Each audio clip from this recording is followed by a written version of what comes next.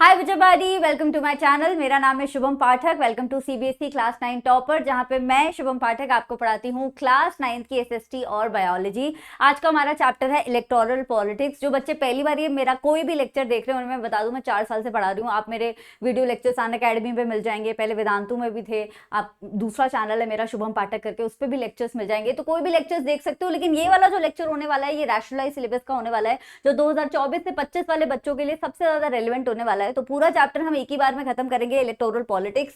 NCERT की एक एक लाइन आपको डिटेल में मैं समझाती जाऊंगी। लेकिन at the same time civics में पता है सबसे इंपॉर्टेंट क्या होता है कि पूरा चैप्टर नहीं पढ़ना होता है हमें। हिस्ट्री में तो ऐसा है कि एक एक लाइन इंपॉर्टेंट होती है, सिविक्स में ना क्वेश्चंस के आंसर बनाने हमें नहीं आ पा रहे होते हैं। चैप्टर तो फिर भी हमें समझ आ जाता है। तो आज हम कैसे आंसर लिखने हैं वो भी मैं आपको बताऊंगी। And I am really really sorry, थोड़ा बहुत कम लिख के पढ़ा पाऊंगी। मेरा हाथ जो है जल गया है, सुबह ही जला है, तो राइट हैंड है वो भी, तो लिखने में बहुत डिफिकल्टी हो रही है। So please bear with me. चलो स्टार्ट करते हैं चैप्टर इलेक्टोरल पॉलिटिक्स। तो चैप्टर स्टार्ट होता है हरियाणा की एक कहानी से। हरियाणा में कांग्रेस का रूल हुआ करता था 1982 से। कांग्रेस ही उसमें रूल कर रही थी, लेकिन कांग्रेस के रूल से ऑब्वियसली वहां के लोग खुश नहीं थे, स्पेशली स्मॉल बिजनेसमैन और जो वहां के फार्मर्स थे वो लोग कांग्रेस के रूल से खुश नहीं थे। तभी एक लीडर आता है, बड़ा यंग सा लीडर आता है जिसका नाम है चौधरी देवी लाल। ऑपोजिशन का लीडर है। ऑपोजिशन क्या होता है बच्चा? जो पार्टी गवर्नमेंट बनाती है उसे रूलिंग पार्टी बोलते हैं। जो पार्टी उसके सामने खड़ी होती है, जो जीतती नहीं है लेकिन उस पार्टी पे काबू रखती है कि भैया रूलिंग पार्टी ज्यादा मनमानी ना करने लगे, उस पार्टी को ऑपोजिशन पार्टी बोला जाता है। तो चौधरी देवीलाल ने बनाई ऑपोजिशन पार्टी, और ऑपोजिशन पार्टी के साथ पहले उन्होंने एक मूवमेंट लॉन्च किया, एक प्रोटेस्ट लॉन्च किया, एक मूवमेंट लॉन्च किया। मूवमेंट का नाम रखा उन्होंने नया युद्ध, राइट? न्याय युद्ध। न्याय युद्ध मतलब स्ट्रगल फॉर जस्टिस। किसके लिए स्ट्रगल फॉर जस्टिस मांग रहे थे वो बोल रहे थे कि जितने भी लोग कांग्रेस के राज से परेशान है ना, उन सबको हम जस्टिस दिलाएंगे। और फिर उसी मूवमेंट से उन्होंने एक पार्टी बना दी, और उस पार्टी के साथ वो इलेक्शन में खड़े हुए 1987 में। देवीलाल जी ने बोला कि अगर मैं इलेक्शन में जीत जाता हूं तो छोटे फार्मर्स के पास या छोटे बिजनेसमैन के ऊपर जो भी कर्जा है, जो वो कर्जा वो चुका ही नहीं पा रहे हैं। भाई बड़ा फार्मर होता है तो सेविंग्स में से कर्जा चुका देता है, जब छोटा फार्मर होता है तो उसकी सारी की सारी सेविंग्स खत्म ही होती हैं ऑलरेडी, तभी तो वो छोटा फार्मर है, राइट? तो उन्होंने बोला कि अगर मैं जीता तो छोटे फार्मर्स और छोटे बिजनेसमैन का सारा लोन जो है वेव ऑफ कर दूंगा। वेव ऑफ करने का मतलब मैं माफ कर दूंगा। और फिर क्या था, 1987 के इलेक्शन हुए और देवीलाल की जो पार्टी थी जनता दल, वो जीत गई और देवीलाल जी बन गए वहां के चीफ मिनिस्टर। जब क्या होता है स्टेट इलेक्शन में, जब कोई पार्टी जीतती है तो जो पार्टी का लीडर होता है उस जीती हुई पार्टी का, वो चीफ मिनिस्टर बनता है।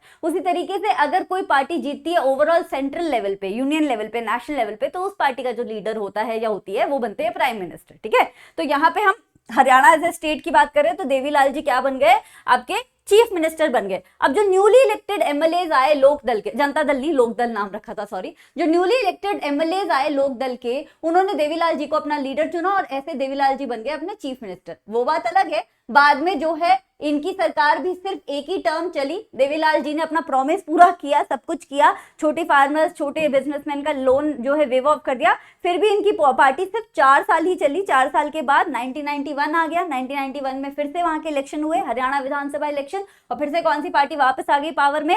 कांग्रेस पार्टी। लेकिन इस कहानी से हमें ये नहीं सीख मिलती कि कितने साल इनका राज चला, चौधरी जी कितने साल चल पाए वहां पे चीफ मिनिस्टर की तरह। हमें बल्कि ये सीखने को मिलता है कि एक ऐसी पार्टी जो सबसे फेमस पार्टी थी हरियाणा में, उस पार्टी को भी आप हिलाने की कैपेबिलिटी रखते हो डेमोक्रेसी में, राइट? सो वी लर्न कि इलेक्शंस में वो ताकत होती है कि वो बनी बनाई सरकार को चेंज भी कर सकते हैं, वो बनी बनाई सरकार को गिरा भी सकते हैं। एक सेकंड रुकना, मेरा ना ये कैमरा एंगल थोड़ा सा गलत है तो आपको आधा वो टेक्स्ट कट रहा होगा।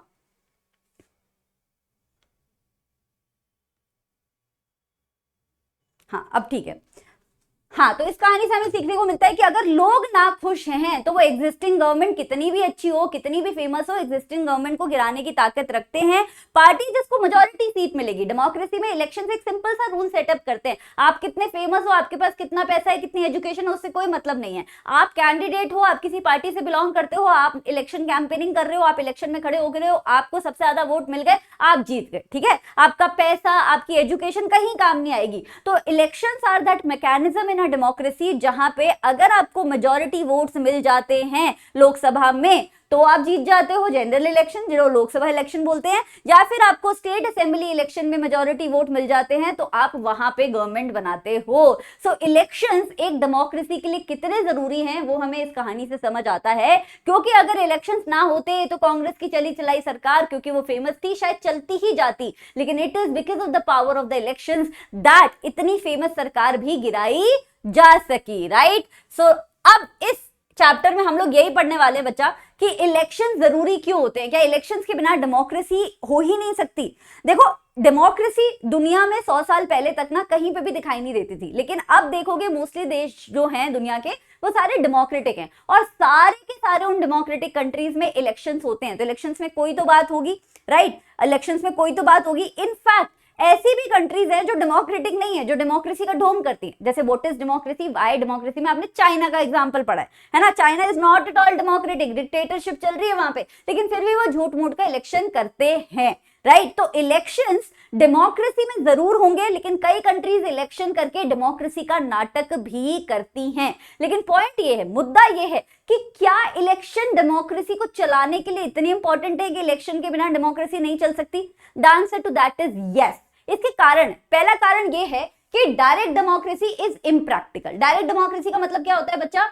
मतलब कि देश में जितने लोग हैं सारे एक जगह बैठ के एक डिसीजन ले लेते हैं। पर हमारे देश को देखो यार, किसी भी डेमोक्रेटिक कंट्री को देख लो, the population is very very huge. India की तो बहुत ज्यादा बड़ी है, लेकिन वैसे भी कंट्रीज की, देश की पॉपुलेशन कोई कम नहीं होती है, तो इतने सारे लोग एक जगह पे बैठ के कैसे डिसीजन लेंगे ना। So it is very very impractical कि सारे लोग डायरेक्टली पार्टिसिपेट करें डेमोक्रेसी में। इसलिए क्या होता है कि दुनिया में रिप्रेजेंटेटिव फॉर्म ऑफ डेमोक्रेसी होती है। रिप्रेजेंटेटिव फॉर्म ऑफ डेमोक्रेसी कौन सी होती है? जिसमें हम अपने लीडर्स चूज करते हैं, हम इलेक्शन में वोटिंग करके आते हैं, हमारे लीडर्स एमपी बनते हैं, एमएलए बनते हैं, और वो हमारे बिहाफ पे डिसीजन लेते हैं। तो पूरी दुनिया में डायरेक्ट डेमोक्रेसी इम्प्रैक्टिकल मानी जाती है, इसीलिए दुनिया में चलती है आपके लीडर्स वाली democracy, representative form of democracy. अब रिप्रेजेंटेटिव फॉर्म ऑफ डेमोक्रेसी में लीडर्स कैसे चूज करोगे, किस तरीके से वोटिंग होगी, कौन बनेगा चीफ मिनिस्टर या कौन बनेगी प्राइम मिनिस्टर, ये सब डिसाइड करना का जो पूरा मैकेनिज्म है वही तो है election. So elections are really really important. एक इलेक्शन में एक वोटर को, एक सिटीजन को, एक अडल्ट सिटीजन को जो वोटर कहलाता है, उसे चॉइस मिलती है बच्चा कि वो किसे चाहता है कि कौन आगे जाके उसके देश के लॉज बनाए। आपको पता होगा कि देश में कोर्ट्स होते हैं और देश में मिनिस्टर्स होते हैं। हमें लगता है कि लॉज जो है कोर्ट बनाता है बच्चा, लॉज कोर्ट नहीं बनाता है। लॉज में कोई भी फेरबदल करना, कोई पुराना लॉ खारिज करना, कोई नया लॉ बनाना, ये सारा किसका काम होता है? मिनिस्टर्स का काम होता है, मेंबर ऑफ पार्लियामेंट का काम होता है, राइट। लेकिन लॉ का पालन करना, कि लॉ दुनिया में फॉलो हो, इंडिया में फॉलो हो, वो होता है कोर्ट के हाथ में, ठीक है। तो हम जब एक वोटर को इलेक्शन में खड़े होने की चॉइस देते हैं, तो साथ में उसे ये भी चॉइस मिलती है कि कौन लॉ बनाएगा, वो एक वोटर डिसाइड कर सकता है। भाई मैं जिसे चूज करूंगा, मतलब मैं चाह रहा हूं कि वो मेरे लिए लॉ बनाए, मेरे देश में लॉ बनाए। साथ में आपको ये भी चॉइस मिल रही है कि कौन आपके देश में सरकार बनाएगा या कौन आपकी स्टेट में सरकार बनाएगा, कौन सी पार्टी है। भैया बहुत सारी पॉलिटिकल पार्टीज होती हैं, कुछ पॉलिटिकल पार्टीज हैं जो हिंदुत्व पे बात करती हैं, कुछ पॉलिटिकल पार्टीज हैं जो कल्चरल नेशनलिज्म पे बात करती हैं, कुछ पॉलिटिकल पार्टीज हैं जो माइनॉरिटी पॉलिटिक्स की बात करती हैं। देश में अलग अलग पॉलिटिकल पार्टीज हैं, सबके अलग अलग एजेंडाज चलते हैं। तो जब आप एक पर्टिकुलर पॉलिटिकल पार्टी के कैंडिडेट को वोट देके आते हो, साथ में आप अपना समर्थन किसे दे रहे हो? पार्टी को भी दे रहे हो। तो आपके पास ये भी चॉइस है कि कौन सी पॉलिटिकल पार्टी आपके देश के आगे आने वाले 4 साल या 5 साल, जितने साल का भी आपका इलेक्शन का टाइम होता है, उतने साल तक आपके देश की पूरी प्रोग्राम्स एंड पॉलिसीज उस पार्टी की विचारधारा पे होगी।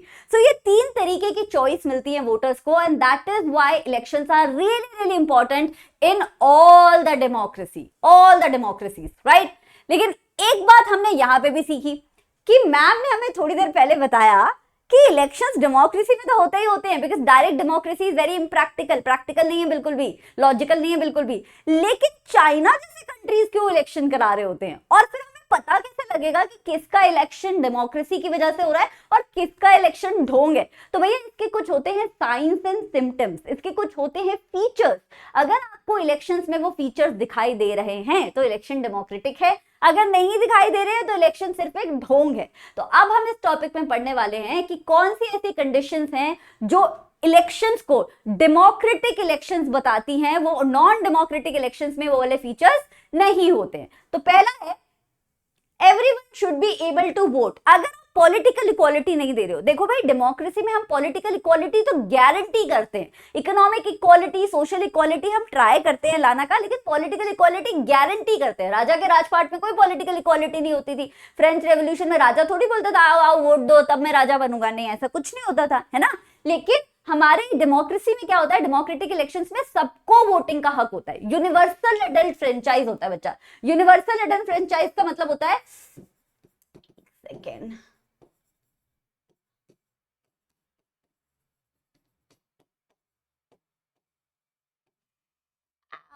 यूनिवर्सल अडल्ट फ्रेंचाइज का मतलब होता है कि हर एक व्यक्ति जो अडल्ट है, अब अडल्ट की डेफिनेशन कंट्रीज में अलग अलग होती है। हमारे देश में अडल्ट की डेफिनेशन है 18 साल से ऊपर हो, 18 साल या 18 साल से ऊपर तो आप अडल्ट हो। तो हर एक अडल्ट, नो मैटर उसका रिलीजन क्या है, नो मैटर उसकी कास्ट क्या है, नो मैटर उसका जेंडर क्या है, सेक्स क्या है, लैंग्वेज क्या है, डजंट मैटर, कोई भी वहां पे डिस्क्रिमिनेशन नहीं है। अगर आप अडल्ट हो और इंडिया के सिटीजन हो तो आपको वोटिंग का हक मिलेगा और हर वोट की वैल्यू समान रहेगी। ऐसा नहीं है पर्टिकुलर कास्ट को बिलोंग करते हो तो आपके वोट की वैल्यू 2 है और पर्टिकुलर कास्ट को बिलोंग करते हो तो आपके वोट की तो वैल्यू ही नहीं है, नहीं ऐसा नहीं है। 1 person 1 vote and 1 value. Second point है, जहां पे भी आपको इलेक्शन फ्री तरीके से देखने को मिलते हैं, जहां पे एक्चुअल में वोटर्स के पास चॉइस होती है, जहां पे मीडिया को आप कंट्रोल नहीं कर रहे हो, जहां पे ये नहीं बोल रहे हो कि इस पॉलिटिकल पार्टी के ना वोटर्स को हम एक काम करते हैं सही पोलिंग बूथ ही नहीं बताते, इस तरीके की कोई धांधली नहीं हो रही है, कोई जालसाजी नहीं हो रही है, बहुत फ्री और फेयर तरीके से कैंडिडेट खड़े हो रहे हैं, इलेक्शन में वोटिंग हो रही है, वोटिंग काउंट हो रही है और फिर पता चल रहा है कि मिनिस्टर कौन बनेगा या बनेगी, राइट। तो उस फ्री तरीके से जब इलेक्शंस होते हैं तभी उन्हें डेमोक्रेटिक बोला जाता है। साथ में वोटर्स को चॉइस मिलनी चाहिए। अब चाइना के केस में वोटर्स को चॉइस नहीं मिल रही थी। चाइना में क्या था कि आपको चाइनीज कम्युनिस्ट पार्टी का ही कैंडिडेट होना पड़ेगा अगर आपको इलेक्शन में खड़े होना है तो that is not the real choice, then it is not democratic. लेकिन जब आप एक नहीं तो 2 पार्टी, 2 मतलब मिनिमम 2 पार्टीज तो होनी चाहिए, मिनिमम 2 कैंडिडेट्स तो होने ही चाहिए, 2 से ज्यादा है तो और अच्छा है। Now elections must be held regularly after every few years। ऐसा नहीं होना चाहिए भैया कि एक बार इलेक्शंस हो गए और आपने कोई प्राइम मिनिस्टर या चीफ मिनिस्टर बना दिया या बना दी और वही गद्दी पे बैठे हुए हैं सालों साल हिल ही नहीं रहे। हमें नहीं पता ना, क्या पता जब हमने उन्हें चूज किया था दे वर अ गुड लीडर, लेकिन अब जो उनकी बुद्धि खराब हो गई है, they have become a bad leader, तो अब उन्हें गद्दी से उतारना पड़ेगा भाई। और वो गद्दी से उतारने के लिए हमें चाहिए कि डेमोक्रेटिक इलेक्शंस पीरियोडिकली हो। किसी किसी कंट्री में 5 साल पे होते हैं, किसी किसी कंट्री में 6 साल पे होते हैं, लेकिन बार बार होने जरूरी है ताकि वोटर्स को कॉन्स्टेंटली चॉइस मिल सके कि जो रूलिंग पार्टी है, रूलिंग गवर्नमेंट है, क्या वो उसे बदलना चाहते हैं कि नहीं चाहते हैं। तो ये तो हो गए कुछ क्राइटेरिया, थोड़े से और है वो भी ब्रश अप कर लेते हैं। Next is the candidate preferred by the people should be elected. ऐसा नहीं हुआ भैया कि कैंडिडेट ने सिलेक्ट किया था, कैंडिडेट सिलेक्ट हुआ था, ये लोगों ने वोट सबसे ज्यादा इसको दिए थे, रूलिंग पार्टी ने बोला हम लोगों की बात नहीं मानेंगे, हम इसे नहीं जिताएंगे, हम दूसरे वाले को जिताएंगे। नहीं भैया, फिर तो गेम ही खराब है ना, फिर तो इलेक्शंस करवाई क्यों रहे हो। डेमोक्रेटिक इलेक्शंस वही इलेक्शंस होते हैं जिसमें जिस कैंडिडेट को मैक्सिमम वोट मिले हैं वही जीतेगा, वही पार्टी जीतेगी, ना कि कोई और पार्टी। यानी कि फाइनल डिसीजन मेकिंग पावर किसके हाथ में होगा, लोगों के हाथ में होगा। Next is election should be conducted in a free and fair manner where people can choose who they really want. ये नहीं तुम लोगों को डरा रहे हो, धमका रहे हो कि अरे चुपचाप से हमारे वाली पार्टी के मेंबर को वोट दे दियो वरना देखियो फिर क्या होगा तेरे साथ। इस टाइप से नहीं होते इलेक्शंस। फ्री तरीके से फ्रीडम देनी है अपने वोटर्स को कि उन्हें जिसे चूज करना है वो करे। ना तो आप वोटर्स को पैसे देके खरीद सकते हो, ना तो आप वोटर्स को धड़ा धमका के खरीद सकते हो। So if those conditions are being fulfilled, all of these conditions that I just told you, they are being fulfilled, तभी आप क्या बोलोगे कि इलेक्शंस हो रहे हैं डेमोक्रेटिकली। अदरवाइज ढोंग हो रहा है। ठीक है, चलो नेक्स्ट टॉपिक।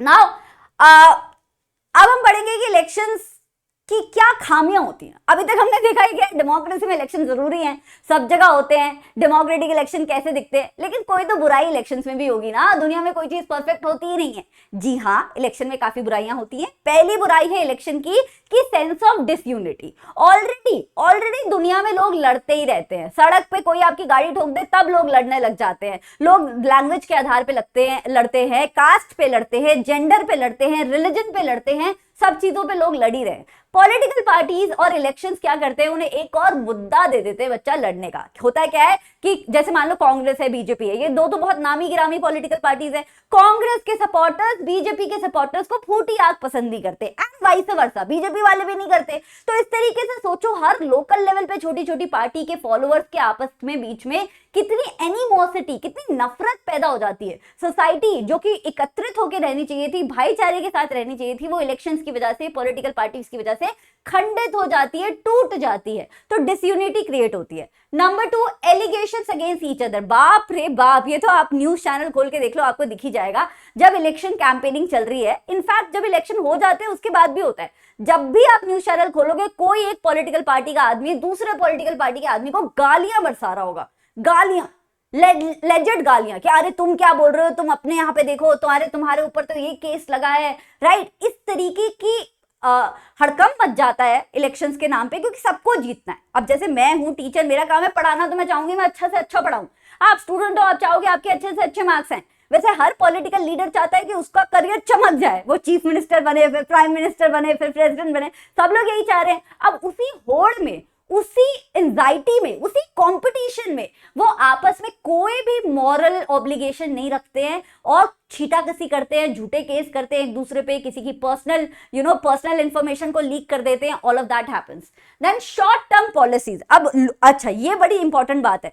होता क्या है कि सारे पॉलिटिकल लीडर्स को पता होता है कि यार पता नहीं अब हम अगले बार जीतेंगे कि नहीं जीतेंगे, चलो इस बार तो जीत गए, चीफ मिनिस्टर बन के बैठे, एमपी बन गए, एमएलए बन गए, जो भी बन गए, बैठे हुए हैं गद्दी पे, क्या पता नहीं अगले इलेक्शन में जीते कि नहीं जीते, है ना। तो वो क्या करते हैं, कोई लॉन्ग टर्म पॉलिसी बनाते ही नहीं है, क्योंकि उन्हें लगता है यार हम क्यों ऐसी पॉलिसी बनाए जो 15 साल बाद भी वैलिड हो, है ना। उसके मजे तो ले जाएगी कोई और पॉलिटिकल पार्टी, नाम कमा ले जाएगी कोई और पॉलिटिकल पार्टी। एक काम करते हैं, हम कोई ऐसी प्रोग्राम और पॉलिसी बनाते हैं जो 2-4 साल में खत्म हो जाए, बाद में जीत गए तो फिर दूसरी बना देंगे, राइट। तो they believe in, political leaders believe in short term policies, क्योंकि उन्हें लगता है कि वो लंबी पॉलिसी बना के अगले आने वाली पॉलिटिकल पार्टी का जो जीतेगी उसका भला नहीं करना देना चाहते। Next, good people don't enter election. बहुत ही सही बात है। आपको मैं बताऊं, एपीजे अब्दुल कलाम जब वो प्रेसिडेंट बने थे, उसके बाद जब भी वो इंटरव्यू देते थे, वो एक बार ये जरूर बोलते थे कि मेरी मत मारी गई थी, not in these words, but वो यही बोलते थे कि मेरी मत मारी गई थी जो मैं पॉलिटिक्स में आ गया। Because he did not like politics at all. देश के इतने बड़े साइंटिस्ट को पॉलिटिक्स पसंद नहीं आई। क्यों? क्योंकि पॉलिटिक्स बहुत होती है डर्टी, और डर्टी पॉलिटिक्स, इतनी गंदगी होती है पॉलिटिक्स में, जान मान का कितना खतरा होता है, आपकी इज्जत पे इतना खतरा होता है, मेंटल हेल्थ पे इतना खतरा होता है कि लोग पॉलिटिक्स में घुसने से पहले 40-50 बार सोचते हैं। तो अच्छे लोग पॉलिटिक्स में एंटर ही नहीं करना चाहते, जिनकी एक्चुअल में जरूरत है पॉलिटिक्स में, वो लोग एंटर ही नहीं करना चाहते, क्योंकि उन्हें लगता है इतनी गंदगी में, इतने कीचड़ में कौन जाएगा। Last point is no space for morals. Obviously morals की कोई जगह नहीं है पॉलिटिकल इलेक्शंस में, क्योंकि कोई मॉरल्स फॉलो ही नहीं होते। सबको जीतने से मतलब है। अब जीतने के चक्कर में सामने वाले को कितना हर्ट हो रहा है, कितना बुरा लग रहा है, उसका आप कितना नुकसान कर रहे हो, आपको कोई मतलब नहीं है। So there is no space for morals and these are the demerits. क्या ये वाले डीमेरिट्स हमें पहले नहीं पता थे? ऑब्वियसली पता थे। ये सब कुछ चीजें जब हम अपना कॉन्स्टिट्यूशन बना रहे थे, जब देश आजाद हुआ था, संविधान बनना चालू हुआ था, और हम डिसाइड कर रहे थे कि भैया हमारी डेमोक्रेसी कैसे चलेगी, हमने तब चूज किया ना कि हमारे इलेक्शंस होंगे। हमें ये सब तब भी पता था। हम बाकी देशों को देख चुके थे कि गंदगी होगी, डर्टी पॉलिटिक्स होगी, फलाना होगा, ढिमकाना होगा। We already knew it. लेकिन फिर भी हमने ऑप्ट किया फ्री कंपटीशन इन इलेक्शंस के लिए, हमारे फ्यूचर लीडर्स को सिलेक्ट करने के लिए। क्यों? क्योंकि हमें पता था कि ये लंबी रेस में, हम कोई देश आजाद हुए 10 साल तो चलाएंगे नहीं, हम तो सैकड़ों साल अपने देश को आजाद रख के चलाना चाहते हैं। तो हमें पता था कि हाँ, इसमें थोड़ी सी प्रॉब्लम्स आएंगी, हिकअप्स आएंगी, लेकिन लंबी स्पेस के लिए, लंबे दौड़ के लिए फ्री एंड फेयर इलेक्शन ही सबसे अच्छा तरीका है। In reality political leaders all over the world are motivated by the desire. अच्छा, इस पे हम बाद में आते हैं, पहले वाला पॉइंट डिस्कस करते हैं। Too risky to depend on sense of duty of politicians. हाँ, इसका क्या मतलब है? अब हमें लगता है कि एक टीचर का कर्तव्य होता है अच्छा पढ़ाना, एक बच्चे का कर्तव्य होता है अच्छा पढ़ना। क्या सारे टीचर्स अच्छा पढ़ाते हैं? क्या सारे बच्चे अच्छे से पढ़ाई करते हैं, सब टॉपर होते हैं? नहीं यार, नहीं होते। जस्ट बिकॉज किसी की मॉरल रिस्पॉन्सिबिलिटी बनती है अच्छे से पढ़ाना या अच्छे से पढ़ना, डज नॉट मीन कि वो उस मॉरल रिस्पॉन्सिबिलिटी को पूरा करेगा या करेगी, राइट। सिमिलरली अगर एक पॉलिटिशियन की मॉरल रिस्पॉन्सिबिलिटी है कि देश के लोगों के बारे में सोचे, उनका भला सोचे, उनके लिए काम करे, त्याग करे, डज दैट मीन कि दुनिया का हर पॉलिटिशियन वही करेगा? नहीं, अच्छे लोग भी होते हैं, बुरे लोग भी होते हैं, ऐसे ही अच्छे पॉलिटिशियंस भी होते हैं, बुरे पॉलिटिशियंस भी होते हैं। तो अगर हम फ्री और फेयर इलेक्शन नहीं रखते और कंप्लीटली डिपेंड हो जाते हैं कि नहीं नहीं यार पॉलिटिशियंस हमारे साथ बुरा नहीं कर सकते, पॉलिटिशियंस हमारे साथ बुरा नहीं कर सकते, तो फिर कुछ भी नहीं हो पाता देश में, है ना। So we can not depend upon the goodwill, the sense of duty of the politicians. हमें एक ऐसा मैकेनिज्म बनाना ही पड़ेगा, कैरेट और स्टिक का मॉडल रखना ही पड़ेगा। सुना आपने इसके बारे में, कैरेट और स्टिक मॉडल के बारे में? कैरेट और स्टिक मॉडल ये कहता है कि जब कोई अच्छा काम करे तो उसे रिवॉर्ड करो। जैसे मान लो एक खरगोश है, खरगोश अगर अच्छा काम करे तो उसे कैरेट दो, और अगर वो अच्छा काम नहीं करे तो उसे स्टिक दो, यानी कि उसे डांट डपट पिटाई या कोई तरीके का नेगेटिव रीइंफोर्समेंट दो। तो यहाँ पे हम कैरेट और स्टिक मॉडल कैसे फॉलो करते हैं? इलेक्शन में पूरी दुनिया में फॉलो होता है, बच्चों के साथ भी होता है, स्कूल में भी होता है, यहाँ पे भी होता है। इलेक्शन में हम मॉडल फॉलो करते हैं कि अगर आपको पॉलिटिशियंस का काम अच्छा लग रहा है तो भैया अगले इलेक्शन में इन्हें जिता दीजिएगा, वोट दे आइएगा इन्हें। अगर आपको इनका काम अच्छा नहीं लग रहा है तो आप इन्हें अगले इलेक्शन में वोट मत दीजिएगा, चाहे वो रूलिंग पार्टी क्यों ना हो, है ना, चाहे वो रूलिंग पार्टी क्यों ना हो जो अभी सरकार बनाए बैठी है, लेकिन उसका काम अच्छा नहीं लग रहा है, हटा देंगे हम दूसरी ले आएंगे। So this is the model that we work on and this is the model we opted for, which is known as free competition in the elections. Definitely इसमें गंदगी मचती है, डर्टीनेस आती है, लेकिन फिर भी ये लंबी रेस में हमारे लिए काम करता आया है। क्योंकि जैसे एक दुकानदार होता है, जैसे एक दुकानदार होता है, हाँ, जैसे एक दुकानदार होता है बच्चा, कि वो हमेशा चाहेगा, आपने कभी सोचा है कि किराने की दुकान पे आप किराना लेने जा रहे हो, आप घर का राशन लेने जा रहे हो, वो हमसे इतने प्यार से बात क्यों करते हैं? और मम्मी ठीक है बेटा, और पापा ठीक है बेटा, और घर में सब ठीक है, और स्कूल कैसे चल रहा है? क्यों हमसे इतने फैमिली रिलेशनशिप बनाना चाहते हैं? क्योंकि वो चाहते हैं हम बार बार उनकी दुकान पे आए। सिमिलरली पॉलिटिकल लीडर्स, आपको क्या लगता है हमारे रिश्तेदार जो हमसे प्यार से बात करेंगे, हमारे घर वाले हमसे प्यार से बात करेंगे, वो हमसे प्यार से बात क्यों करते हैं? वो मीठी मीठी बातें क्यों करते हैं? वो वही बातें करते हैं जो हम सुनना चाहते हैं। क्यों? क्योंकि उनको पता है यार वोट तो इन्होंने ही देने, वोट इन्होंने ही देने, इनको गुस्सा करवा दिया तो फिर कैसे काम चलेगा, right? So political leaders like any other businessman, they want to advance their career. वो चाहते हैं कि उनका करियर लंबा चले, वो हर छोटी पोजीशन से बड़ी पोजीशन तक जाए, तो वो इसी तरीके से, इसी को ध्यान में रखते हुए सारे कदम उठाते हैं, राइट? सो डेफिनेटली एक तरीका ये है कि देश की डेमोक्रेसी को अच्छा करने के लिए, इलेक्शंस अच्छा करने के लिए पॉलिटिकल लीडर्स की एक तरीके से सेमिनार्स वगैरह होने चाहिए, उनकी नॉलेज को बढ़ाना चाहिए, उनके कैरेक्टर पे डेवलपमेंट होना चाहिए। वो सब ठीक है, वो सब एक आइडियल वर्ल्ड में हो सकता है। दुनिया जो है आइडियल नहीं चलती, दुनिया में बहुत खराबी है, खराबी ज्यादा है, अच्छाई कम है। इसीलिए हमारे वर्ल्ड में, प्रैक्टिकल वर्ल्ड में हम क्या करते हैं कि हम ट्राई नहीं करते कि पॉलिटिकल लीडर्स कब सुधरेंगे, बल्कि हम उन्हें सुधारने के लिए मैकेनिज्म डिवाइस करते हैं। और वो मैकेनिज्म क्या है बच्चा? जनता जनार्दन को हम पावर देते हैं, that is the power of voting. कौन डिसाइड करता है कि पनिशमेंट मिलेगी किसी पॉलिटिकल पार्टी को या फिर रिवॉर्ड मिलेगा? कैरेट और स्टिक का मॉडल कौन डिसाइड करता है? जनता डिसाइड करती है यार। जनता अपने इश्यूज रेज करती है और उन इश्यूज पे पॉलिटिकल लीडर्स काम करते हैं, सही से काम करते हैं तो उन्हें जिताया जाता है, नहीं काम करते हैं तो उन्हें हरा दिया जाता है, राइट?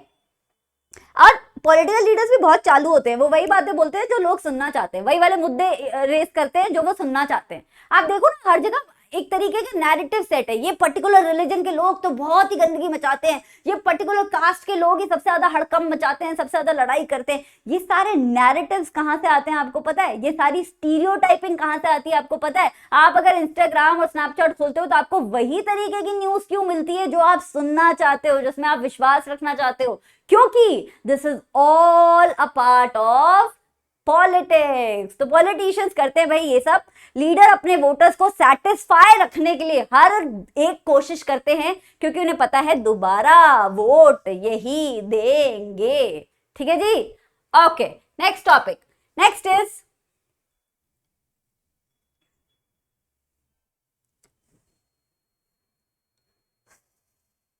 ये वाला पॉइंट मैंने आपको बता ही दिया है कि अगर एक शॉपकीपर अपने प्रॉफिट में इंटरेस्टेड होता है तो वो कस्टमर से प्यारी प्यारी बातें करता है। उसी तरीके से पॉलिटिकल पार्टीज और मेंबर्स जो है अपना भला करने के लिए बहुत करते हैं। आगे जाने से पहले ये जो एनसीईआरटी के कार्टून है, बड़े फनी से कार्टून है, इन पे थोड़ी नजर डालते हैं। यहाँ पे आपको दिख रहा है कि एक अंकल है जो वोटर है और एक पॉलिटिकल पार्टी का मेंबर है, अंकल ने जो है पॉलिटिकल पार्टी के मेंबर को बिल्कुल पैर से उल्टा पकड़ा हुआ है, और ये पॉलिटिकल पार्टी का मेंबर बोल रहा है, कैंडिडेट बोल रहा है कि मेरे पास योजनाएं हैं, घोषणाएं हैं, वादे हैं, वो बोल रहा है तो क्या हो गया, मेरे पास वोट है। तो this basically shows the power of voting, this shows that the final decision making power is always with the voter, they are always more powerful before the election. Before the election सबसे ज्यादा powerful कौन होता है देश में, voter. लेकिन after the election देखो क्या हो जाता है, आफ्टर द इलेक्शन वोटर को यहाँ पे एक कुत्ते से दर्शाया गया है कि मतलब जैसे एक डॉगी, भूखा डॉगी पीछे पीछे घूमता रहता है ना कि मुझे खाना दे दो, मुझे खाना दे दो, मेरी जरूरतें पूरी कर लो, वैसे ही एक वोटर पीछे पीछे दौड़ता रहता है अपने जीते हुए कैंडिडेट के, अपने मिनिस्टर के सामने, अपने लीडर के सामने कि भाई तूने ये बोला था, ये बोला था, ये बोला था, कुछ तो कर दे। और मिनिस्टर अपनी प्रोमिसेस की, अपने वादों की, घोषणाओं की पोटली बना के मस्त चल रहा होता है कि अब तो तेरा काम खत्म यार, तेरे को मैं क्या दूं। तो इसमें दिखाया है कि पॉलिटिकल लीडर्स जो है बदल जाते हैं after voting, they become somebody else, they forget their promises, कुछ भी नहीं होता है, हम घर काला धन वापस लाएंगे, हम अनएम्प्लॉयमेंट कम कर देंगे, वो सब चला जाता है। नई स्कीमें बननी शुरू हो जाती है कि कैसे अपनी जेब भरे और कैसे वोटर्स को फिर से पागल बनाएं कि अगले इलेक्शन में भी हमें ही वोट मिले। सो politics is really really dirty, but the point is कि डेमोक्रेसी की पॉलिटिक्स कम डर्टी है। अगर डिक्टेटरशिप होती देश में और मोनार्की होती देश में तो वो और ज्यादा डर्टी होती। तो it's not like democracy is best क्योंकि डेमोक्रेसी परफेक्ट है, but democracy is better because बाकी फॉर्म्स ऑफ गवर्नमेंट और ज्यादा गंदी हैं। ठीक है, so keep that in mind. Okay, next topic is, अच्छा उससे पहले एक आधा क्वेश्चन कर लो, मैं थोड़ा बर्फ लगा के आऊं, थोड़ी सी फिर से जलन होनी शुरू हो गई है इस पे, है ना। 2 मिनट दो मुझे ये क्वेश्चन करना, I am gonna be back.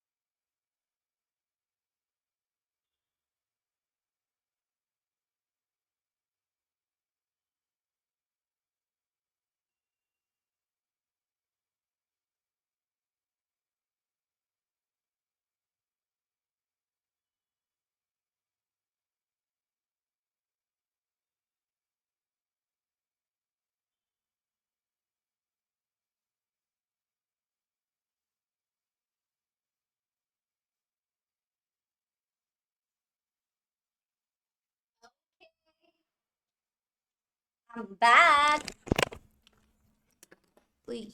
क्या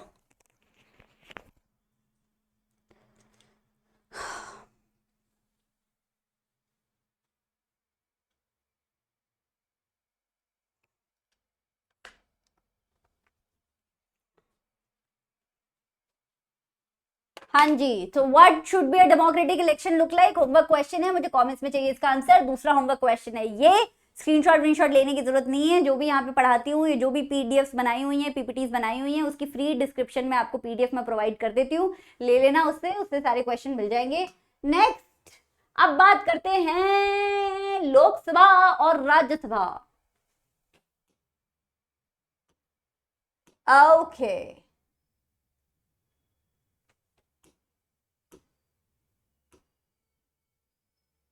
ओके, अब एनसीईआरटी को छोड़ते हैं, जो अगला टॉपिक है उस टॉपिक का नाम है, अब यहां पे ना एनसीईआरटी थोड़ी पीछे छूट जाती है। टॉपिक का नाम है what is our system of election, India का इलेक्टोरल सिस्टम कैसा है। अब यहाँ पे जो एनसीईआरटी में दिया है वो थोड़ा कंफ्यूजिंग दिया है, मैं आपको ऐसा समझाऊंगी जो मैं गारंटी दे रही हूँ आपके घर के जो बड़े लोग हैं, जो अडल्ट लोग हैं, उनको भी देश की डेमोक्रेसी के बारे में इतना नहीं पता होगा जिन्हें तुम्हें अगले 5 मिनट में समझ आने वाला है।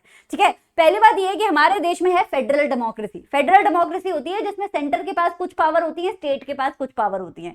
सेंटर जो है स्टेट के मामलों में दखल नहीं देती, स्टेट जो है सेंटर के मामलों में दखल नहीं देती। अब इसका मतलब ये भी है, फेडरल डेमोक्रेसी का ये भी मतलब है कि 2 तरीके की सरकार होती है। एक होती है सेंट्रल गवर्नमेंट, जिसे तुम नेशनल गवर्नमेंट बोलते हो, यूनियन गवर्नमेंट भी बोलते हो, राइट, जैसे अभी तुम मोदी गवर्नमेंट भी बोलते हो। ठीक है, दूसरी होती है स्टेट गवर्नमेंट। स्टेट गवर्नमेंट हर पर्टिकुलर स्टेट में अलग अलग होती है, इसे तुम क्या बोलते हो हिंदी में, विधानसभा, इंग्लिश में क्या बोलते हो, स्टेट लेजिस्लेटिव असेंबली। हरियाणा की है तो हरियाणा लेजिस्लेटिव असेंबली, मणिपुर की है तो मणिपुर लेजिस्लेटिव असेंबली। ठीक है, और हिंदी में क्या बोलते हो, हरियाणा विधानसभा, मणिपुर विधानसभा, so on and so forth. अब आते हैं सेंटर वाली पे। सेंटर में हमारे पास 2 तरीके के घर होते हैं। पार्लियामेंट जानते हो तो, पार्लियामेंट सेंटर गवर्नमेंट का मतलब है पार्लियामेंट, संसद। संसद में 2 तरीके के घर होते हैं, 2 हाउसेज, या एक तरीके से बोलो 2 तरीके के मेंबर्स होते हैं। एक मेंबर जिन्हें बोला जाता है लोकसभा के मेंबर्स, दूसरे जिन्हें बोला जाता है राज्यसभा के मेंबर। ठीक है, तो सेंट्रल गवर्नमेंट का मतलब हो गया संसद, संसद में होते हैं 2 घर, लोकसभा और राज्यसभा। लोकसभा और राज्यसभा दोनों के मेंबर्स को बोला जाता है एमपी। क्या बोला जाता है, MP, member of parliament, member of parliament, चाहे आप राज्यसभा के मेंबर हो चाहे आप लोकसभा के मेंबर हो। अब यहाँ पे आता है ट्विस्ट, लोकसभा के मेंबर तो डायरेक्टली इलेक्ट होते हैं बच्चा, राज्यसभा के मेंबर डायरेक्टली इलेक्ट नहीं होते हैं, क्योंकि लोक का क्या मतलब है, देश के लोग। तो लोकसभा के मेंबर कौन इलेक्ट करता है, देश के लोग इलेक्ट करते हैं, वोटर्स इलेक्ट करते हैं। राज्यसभा का क्या मतलब होता है, राज्य का मतलब होता है स्टेट। तो राज्यसभा के जो मेंबर्स हैं वो देश की स्टेट की लेजिस्लेटिव असेंबली से इलेक्ट होते हैं इनडायरेक्टली। ठीक है, इनडायरेक्टली लोग जो है आपकी स्टेट लेजिस्लेटिव असेंबली में वोट दे रहे हैं, अपनी स्टेट की सरकार बना रहे हैं, अपने स्टेट का चीफ मिनिस्टर वगैरह बना रहे हैं। लेकिन फर्दर जितनी भी देश में स्टेट्स हैं और जितनी भी स्टेट लेजिस्लेटिव असेंबली में मेंबर्स है, वो सब फर्दर उनमें से कुछ मेंबर राज्यसभा के मेंबर बनते हैं। तो इनडायरेक्ट इलेक्शन है, हमने इन्हें इलेक्ट किया, इनमें से कुछ लोग बाद में जाके राज्यसभा के मेंबर बन गए, तो इन्हें कर दो अभी साइड, इन्हें कर दो जी साइड। लोकसभा पे आओ, लोकसभा के इलेक्शन होते हैं हर 5 साल पे। 2024 में इलेक्शन हुए थे, अभी 2024 में हुए थे, तो हर 5 साल पे क्या होते हैं, लोकसभा के इलेक्शन होते हैं, जिन्हें जनरल इलेक्शन भी बोलते हो, जिन्हें देश के इलेक्शन भी बोलते हो। ये वाले जो इलेक्शन होते हैं ना, इसमें पूरे देश के वोटर्स वोट करते हैं, पूरे देश के जितने भी वोटर्स होंगे सबके पास चॉइस है लोकसभा के इलेक्शंस में वोट देने के लिए। तो जनरल इलेक्शन हर 5 साल पे होते हैं, और जनरल इलेक्शन में जो पॉलिटिकल पार्टी जीतती है उस पॉलिटिकल पार्टी का जो लीडर होता है या होती है वो बन जाते हैं देश के प्राइम मिनिस्टर। अब ऑन द अदर हैंड, तो सेंटर के हेड कौन होते हैं, प्राइम मिनिस्टर। पार्लियामेंट में सबसे ज्यादा किसकी चलती है, बेसिकली प्राइम मिनिस्टर की। प्राइम मिनिस्टर कौन बनता है, लोकसभा के इलेक्शन में जो पार्टी जीतती है उसका लीडर। देन अब आते हैं स्टेट के इलेक्शन पे, विधानसभा के इलेक्शन के।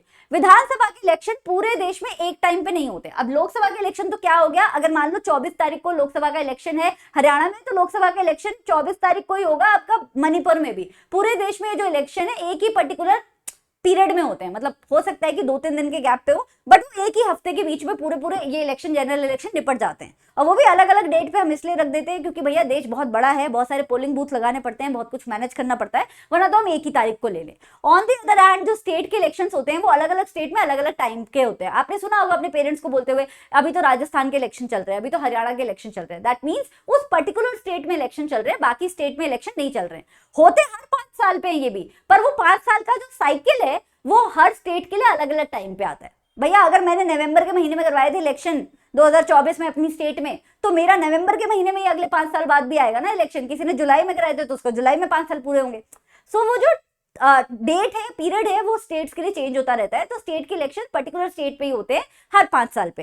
अब इसमें जो मेंबर इलेक्ट होते हैं, इसमें उस पर्टिकुलर स्टेट के वोटर्स ही वोट देते हैं, पूरे देश के वोटर इसमें वोट नहीं दे सकते। जिनके पास हरियाणा का डोमिसाइल होगा या हरियाणा में जो लोग पैदा हुए होंगे वो, और हरियाणा में वोटिंग कार्ड भी होगा उनके पास, वही वोट देके आएंगे इसमें। ठीक है, तो हरियाणा के वोटर हरियाणा में देंगे, मणिपुर के वोटर मणिपुर में देंगे। तो हर स्टेट के वोटर्स अपनी पर्टिकुलर स्टेट के इलेक्शन में वोट देते हैं, राइट।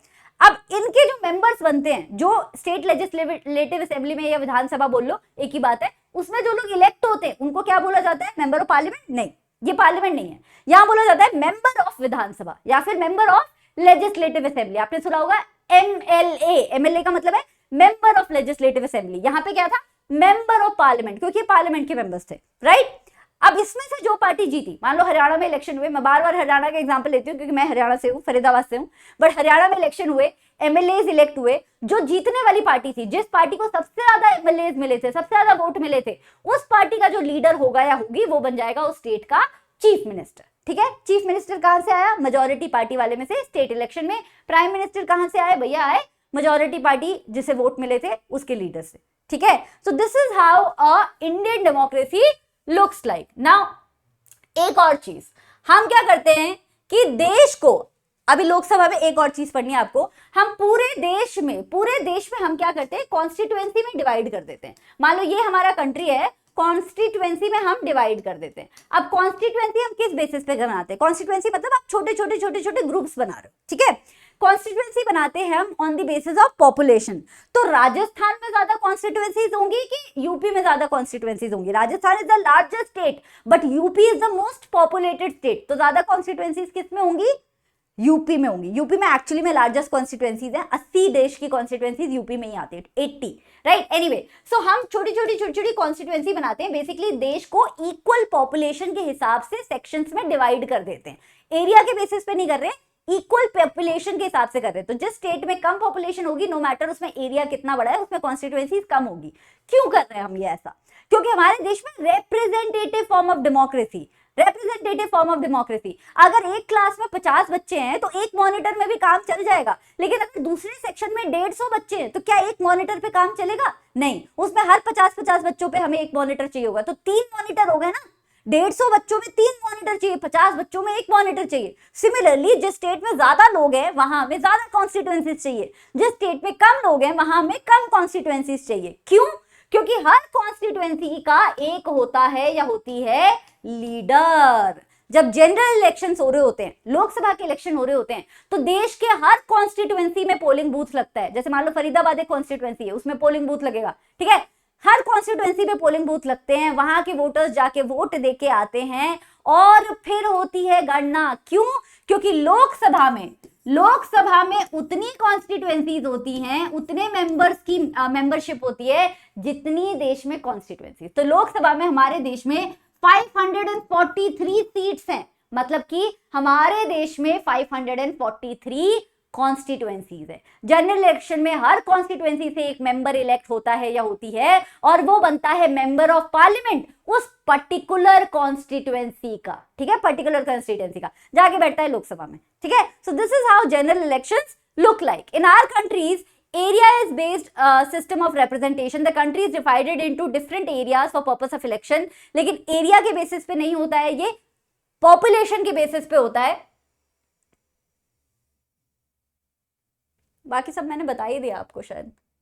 हाँ, जैसे ये राजस्थान का देख लो, राजस्थान की ये कॉन्स्टिट्यूएंसीज है, these are the constituencies of Rajasthan. अब आप देख रहे हो बार इतना बड़ा एरिया है फिर भी हमने उसे एक कॉन्स्टिट्यूएंसी में डाला है। अब यहाँ पे भरतपुर इतना छोटा एरिया है फिर भी हमने उसे एक कॉन्स्टिट्यूएंसी में डाला है। क्यों?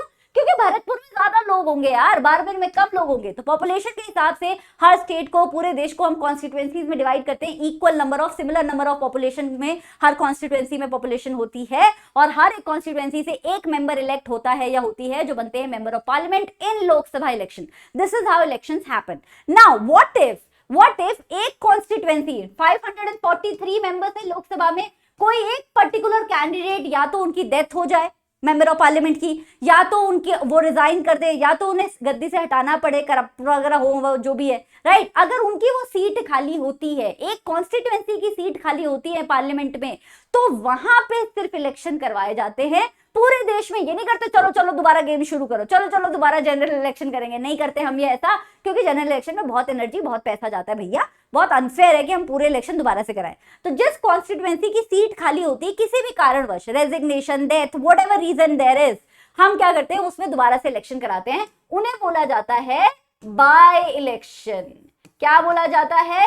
By election. तो बाय इलेक्शन और जनरल इलेक्शन में क्या फर्क है? जनरल इलेक्शन को लोकसभा इलेक्शन बोलते हैं, जो पूरे देश में होता है, सारी कॉन्स्टिट्यूएंसीज में होता है और हर कॉन्स्टिट्यूएंसी से एक मेंबर इलेक्ट होकर मेंबर ऑफ पार्लियामेंट बनता है, लोकसभा मेंबर। लेकिन बाय इलेक्शन होते हैं वो जो एक पर्टिकुलर कॉन्स्टिट्यूएंसी में होते हैं, क्योंकि उस कॉन्स्टिट्यूएंसी की जो पार्लियामेंट में सीट होती है वो खाली हो जाती है।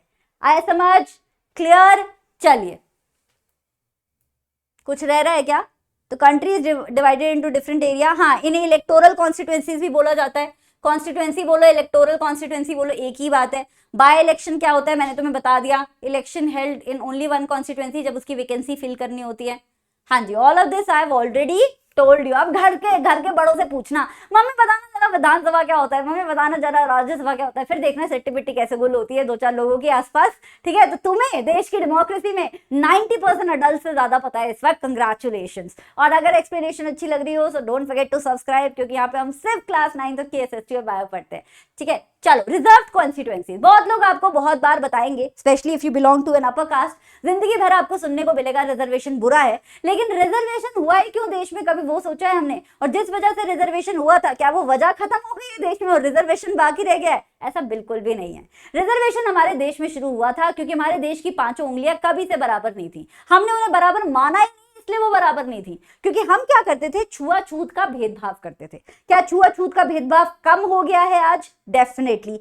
क्या छुआछूत का भेदभाव देश से खत्म हो गया है? बिल्कुल भी नहीं। आज भी देश के जो अपर कास्ट लोग हैं, देश के लोअर कास्ट लोगों को हीन भावना से देखते हैं, हीन नजरों से देखते हैं। आज भी लोअर कास्ट लोगों पे अत्याचार होता है। आज भी उन्हें अपर कास्ट लोगों के कुएं से लेके खेत तक जाने को नहीं मिलता है, छूने को नहीं मिलता है। आज भी छुआछूत का भेदभाव होता है। घर में अगर हम, आपने भी देखा होगा यार, एक छोटा सा एग्जाम्पल देती हूँ। जब घर में आप अपने घर में रहते हो, जो सड़कों पे झाड़ू पोछा लगाने वाले लोग आते हैं, म्युनिसिपल कॉर्पोरेशन से जो लोग आते हैं, हम लोग उनके अपने घर में जब उन्हें चाय भी देते हैं तो उसके लिए अलग से कप होता है हमारे घर में। क्यों होता है?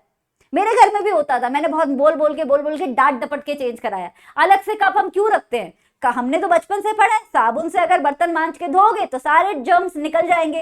तो अलग से कप क्यों रखा हुआ है? क्योंकि हमें नहीं पता होता एज अ सोसाइटी कि उनका कास्ट क्या है। This is how casteist we are as a society. इससे मुंह मोड़ने के लिए हमारे पास लाख रीजंस होंगे, लाख रीजन होंगे, लेकिन हम चाहे तो सच्चाई को देख भी सकते हैं। और उसी सच्चाई को देखते हुए हमारे कॉन्स्टिट्यूशन बनाने वालों ने रिजर्वेशन दिया था, क्योंकि उनको लग रहा था कि यार जितने अपर कास्ट हैं उनके पास तो सदियों से पैसा है, पावर है, एजुकेशन है, तो उनके बच्चे भी पावरफुली पैसे वाले और एजुकेटेड ही होंगे। जब लोग ज्यादा पैसे वाले, एजुकेटेड और पावरफुल होते हैं, ज्यादा अवेयर होते हैं, तो डेमोक्रेसी में पार्टिसिपेट करते हैं। लेकिन ऑन दी अदर हैंड, जो गरीब सेक्शन ऑफ द सोसाइटी है, जो लोअर कास्ट लोगों से भरा हुआ था, वो लोग अपने पेट को पालने के लिए मेहनत करेंगे कि वो जाके डेमोक्रेसी के बारे में सोचेंगे? उनकी हालत इतनी खराब थी। और आज भी देश में मोस्टली लोगों की, जो अपनी एम्प्लॉयमेंट के बारे में सोचेंगे, हंगर के बारे में सोचेंगे, कि वो जाके देश की डेमोक्रेसी कौन जीतेगा कौन हारेगा इसके बारे में सोचेंगे। तो हम यही चाहते थे कि अगर हमने रिजर्वेशन नहीं किया होता तो क्या होता है कि देश में जो भी एमपीज और एमएलए बनते वो सिर्फ अपर कास्ट से बनते, राइट? अब क्या होता है कि देश में फिर अपर कास्ट वाली पॉलिसीज ही बनती, लोअर कास्ट को फिर और दबना पड़ता। तो हम नहीं चाहते थे कि देश के एक बहुत बड़े सेक्शन से, लोअर कास्ट सेक्शन से जो आवाजें आ रही हैं वो देश की डेमोक्रेसी में पहुंचे ही ना, क्योंकि फिर तो नहीं हुई ना रिप्रेजेंटेटिव फॉर्म ऑफ डेमोक्रेसी। जब रिप्रेजेंटेशन सबको मिल ही नहीं रहा है, सिर्फ अपर कास्ट लोगों को मिल रहा है, लोअर कास्ट लोगों को मिल ही नहीं रहा है, तो उसे रिप्रेजेंटेशन नहीं कहते। तो लोगों को, लोअर कास्ट लोगों को उनका हक दिलाने के लिए, क्योंकि सोसाइटी अभी भी कास्टिस्ट है। शायद इंडिया कास्टिस्ट नहीं होता, इंडिया में जातिवाद नहीं होता, तो रिजर्वेशन कब का हट गया होता। लेकिन सच्चाई ये है कि आजादी के इतने साल बाद भी हम लोग कास्टिस्ट हैं। तो लोगों को उनका हक दिलाने के लिए हमने रिजर्वेशन का कॉन्सेप्ट लाया।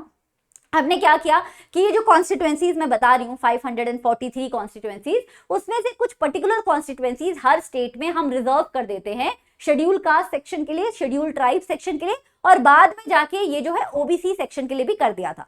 जिस स्टेट में जितनी ज्यादा पॉपुलेशन होगी एससीज की, एसटीज की या ओबीसीज की, वहां पे उनके लिए उतनी ही कॉन्स्टिट्यूएंसीज क्या होंगी, रिजर्व्ड होंगी। अब रिजर्वेशन का क्या मतलब है कि उसमें ऐसा नहीं है कि उसमें एक पर्टिकुलर इंसान को ही दे दोगे आप सीट, नहीं। मान लो मेरी कॉन्स्टिट्यूएंसी है, ढोलकपुर नाम है मेरी कॉन्स्टिट्यूएंसी का, इस रिजर्वेशन वाली कॉन्स्टिट्यूएंसी, और किसके लिए रिजर्व्ड है, शेड्यूल ट्राइब के लिए रिजर्व्ड है, राइट? अब इसमें क्या होगा कि कैंडिडेट्स जो इलेक्शन में खड़े होंगे वो सिर्फ शेड्यूल ट्राइब ही खड़े हो सकते हैं।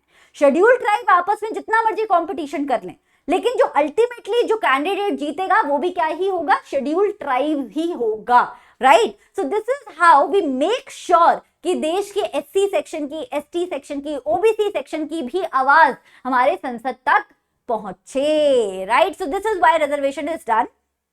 एंड लोकसभा में शेड्यूल कास्ट के लिए इस वक्त 84 सीट्स रिजर्व्ड है, और 47 सीट्स हम रिजर्व करते हैं शेड्यूल कास्ट के लिए लोकसभा में।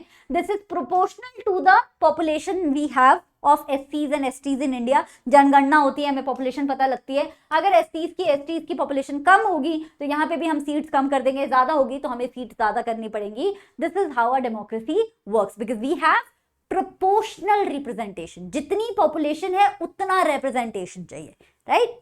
चलिए नाउ विलेज लेवल पे क्या होता है वो बताती हूँ। मैंने सेंटर और स्टेट तो तुम्हें बता दिया है ना। हमारे यहाँ पे 3 तरीके के इलेक्शन होते हैं। हमारे यहाँ पे सेंट्रल इलेक्शन होते हैं, ओहो हाथ बहुत जल रहा है, स्टेट इलेक्शंस होते हैं, और हमारे पास लोकल इलेक्शन होते हैं। लोकल इलेक्शन भी हमारे शहरों में अलग होते हैं और गाँवों में अलग होते हैं, लेकिन शहरों वाले जो है तुम्हारा सिलेबस में नहीं है, तुम्हारे गांव वाले सिलेबस में है, ठीक है। तो लोकल इलेक्शन में क्या होता है कि हर विलेज को या एक छोटे से टाउन को हम डिवाइड करते हैं डिफरेंट वार्ड्स में। अब यहाँ पे कॉन्स्टिट्यूएंसीज नहीं बना रहे हैं, लेकिन हम कॉन्स्टिट्यूएंसीज की तरह ही एक डिवीजन कर रहे हैं। हर छोटे शहर, हर छोटे गांव में वार्ड बना रहे हैं कि ये वाला वार्ड है, ये वाला वार्ड है, ये वाला एरिया वार्ड नंबर 3 है, वो वाला एरिया वार्ड नंबर 4 है, ऐसे वार्ड बना रहे हैं। और हर वार्ड में से एक मेंबर इलेक्ट होता है जो उस गाँव की या तो पंचायत में बैठता है या उस शहर की म्युनिसिपल कॉर्पोरेशन या म्युनिसिपैलिटी का हिस्सा होता है। Now these constituencies are called as seats and each constituency represent 1 seat in the assembly. इसका क्या मतलब है?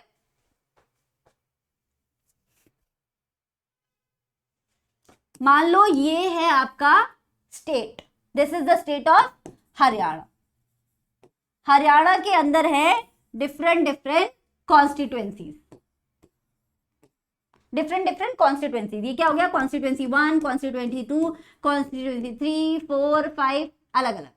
एक कॉन्स्टिट्यूएंसी के अंदर भी डिफरेंट क्या है? वार्ड्स हैं। डिफरेंट क्या है? वार्ड्स हैं, राइट। हर कॉन्स्टिट्यूएंसी से एक मेंबर इलेक्ट होके कहां जा रहा है? ये लोग मेंबर कहां जा रहे हैं? मेंबर ऑफ पार्लियामेंट बनने। अब ये भूल जाओ, एक स्टेट के अंदर जितनी कॉन्स्टिट्यूएंसी है उसे एक मेंबर इलेक्ट होके कहां चला गया? मेंबर ऑफ पार्लियामेंट बनने। ये सब भूल जाओ। अब बात करते हैं स्टेट इलेक्शन की। स्टेट इलेक्शन में क्या होता है जी? स्टेट इलेक्शन में होता है, ये रहा हरियाणा, ये रहा हरियाणा की कॉन्स्टिट्यूएंसीज। कॉन्स्टिट्यूएंसीज के अंदर है वार्ड, किसी में कितने डिपेंडिंग अपॉन वहां की पॉपुलेशन।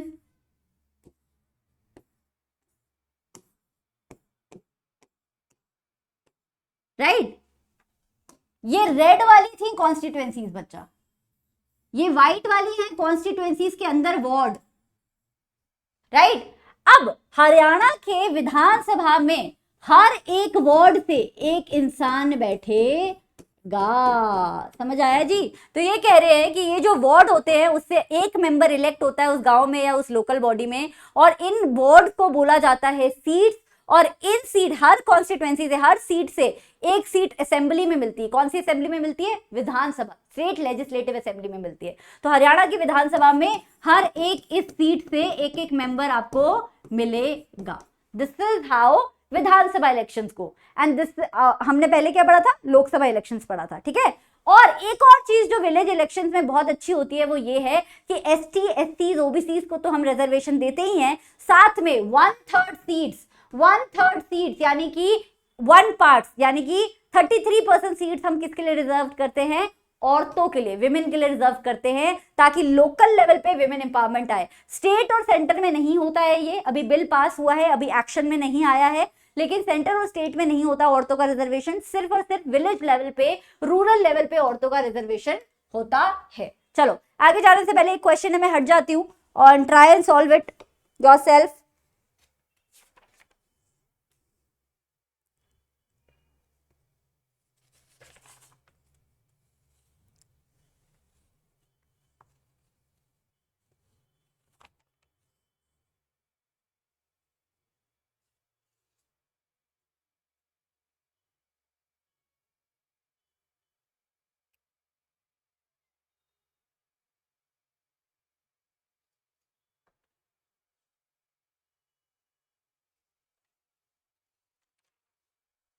चलो ओके, नेक्स्ट इज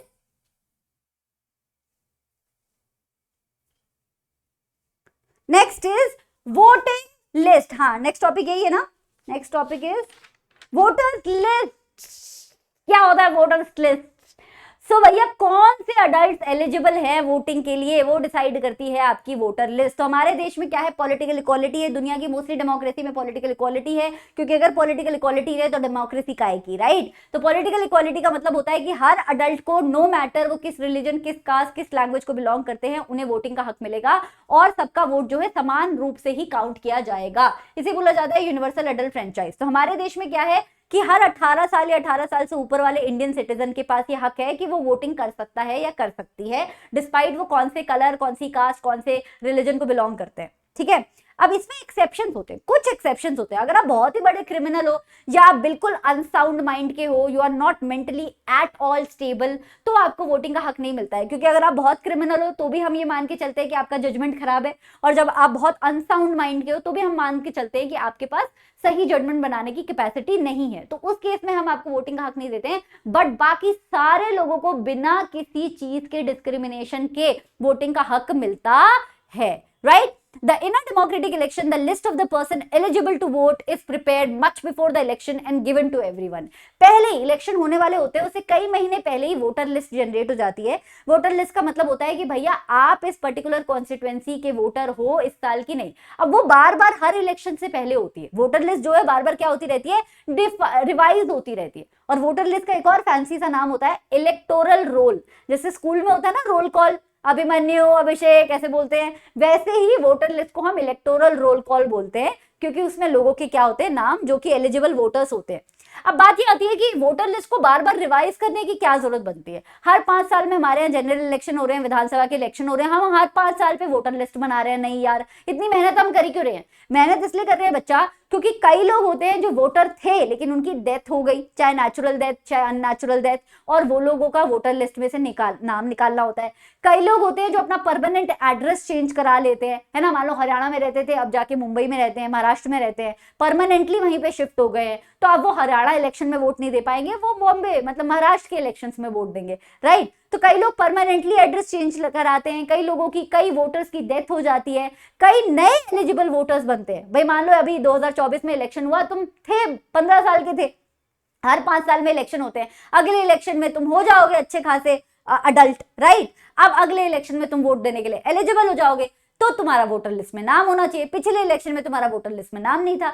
तो कुछ इन कारणों की वजह से, 2-3 कारणों की वजह से वोटर लिस्ट हर 5 साल पे क्या होती है, रिवाइज होती है। और कंपल्सरी है कि वोटर लिस्ट जो है इलेक्शन से पहले ही रिलीज हो जाती है। कहीं ऐसा ना हो भाई कि इलेक्शन वाले दिन आप गए हैं इलेक्शन में, मतलब वोट देने के लिए, और वहां पे आपको पता चल रहा है आपका तो वोटर लिस्ट में नाम नहीं है। तो उसको अवॉइड करने के लिए वोटर लिस्ट पहले ही निकल जाती है। लोग क्या करते हैं, इंटरनेट पे जाके, इलेक्शन कमीशन के पोर्टल पे जाके अपना नाम चेक कर लेते हैं कि भैया हमारा नाम है भी कि नहीं है, और फिर जाके वोट दे आते हैं। कभी कभी थोड़ा बहुत गलती भी हो जाती है, एक आधा नाम गलती से भी नहीं छपता है, लेकिन मोस्टली इतनी बड़ी कंट्री में वोटर लिस्ट हमारे देश में जिस हिसाब से मेंटेन होती है वो बहुत ही काबिले तारीफ है।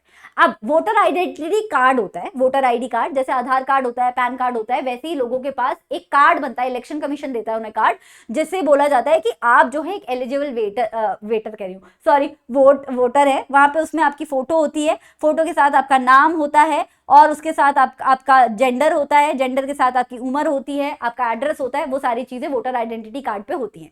या तो इसे प्यार से आप वोटर कार्ड बोल सकते हो, या फिर आप बोल सकते हो इसे एपिक। एपिक का मतलब होता है election photo identity card.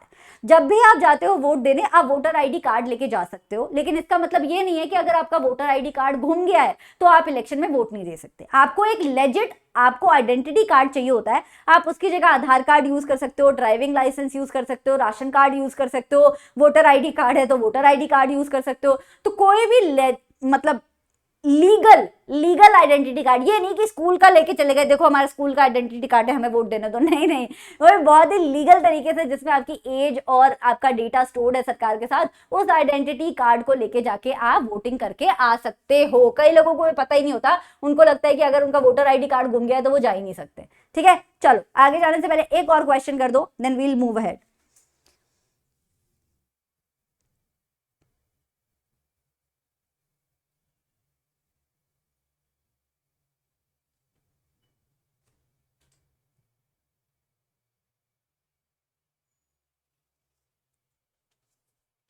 Okay, next, next is nomination of the candidate. अब बनता कौन है कैंडिडेट? क्या कोई स्पेशल तरीका है देश की पॉलिटिक्स में एंटर करने का? नहीं जी, कोई स्पेशल तरीका नहीं है। हमारे देश में जो भी इंसान वोटर बन सकता है या बन सकती है, वो इंसान पॉलिटिक्स में खड़े होकर इलेक्शन में भी लड़ सकते हैं, कैंडिडेट भी बन सकते हैं।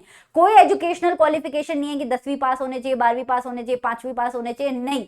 आपने कभी स्कूल का मुंह नहीं देखा, आप तब भी इलेक्शन में खड़े हो सकते हैं।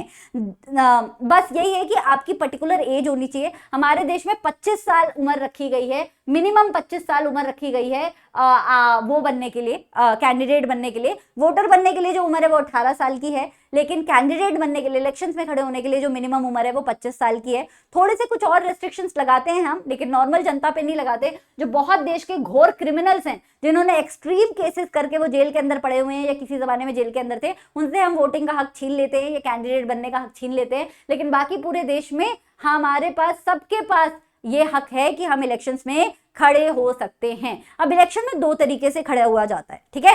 इलेक्शन में या तो आप इंडिपेंडेंट तरीके से खड़े होते हो।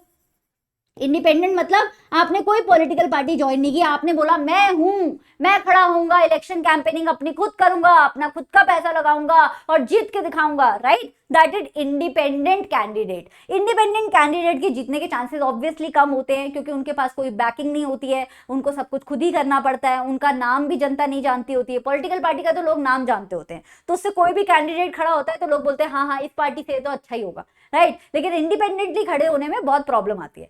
वरना सबसे इजी तरीका होता है इलेक्शन में खड़े होने का, कोई पॉलिटिकल पार्टी को ज्वाइन करना। अब पार्टी में भी बहुत सारे मेंबर्स होते हैं, मान लो बीजेपी ही है, बीजेपी में लाखों मेंबर्स होंगे, सबको तो कैंडिडेट नहीं बनाया जा रहा। तो पार्टी में जिस इंसान को पार्टी डिसाइड करती है कैंडिडेट बनाना, उसे बोला जाता है कि भैया टिकट मिल गई। आपने बॉलीवुड मूवीज में सुना होगा कि मिनिस्टर जी हमें टिकट दिला दीजिए ना, भैया हमें भी मिनिस्टर बनना है, हमें टिकट दिला दीजिए ना। टिकट का मतलब होता है कि आपकी पॉलिटिकल पार्टी अपना स्टैंप लगा रही है आपके ऊपर कि हाँ भैया हमारी तरफ से, जैसे बोलते हैं ना हमारी टीम का कैप्टन ये बनेगा, वैसे ही पॉलिटिकल पार्टी बोल रही है कि हमारी तरफ से इलेक्शन में खड़ा होगा ये पर्टिकुलर कैंडिडेट या खड़ी होगी ये पर्टिकुलर कैंडिडेट, तो मतलब कि उस कैंडिडेट को टिकट मिल गई है। तब पार्टी क्या करती है, अपना सिंबल जो होता है और अपना सपोर्ट जो होता है, जैसे बीजेपी का जो सिंबल है कमल का फूल, वो सिंबल पार्टी दे देती है कैंडिडेट को, भैया तू इलेक्शन में खड़े हो, तेरा सिंबल ये रहेगा क्योंकि ये पार्टी का सिंबल है हमारा।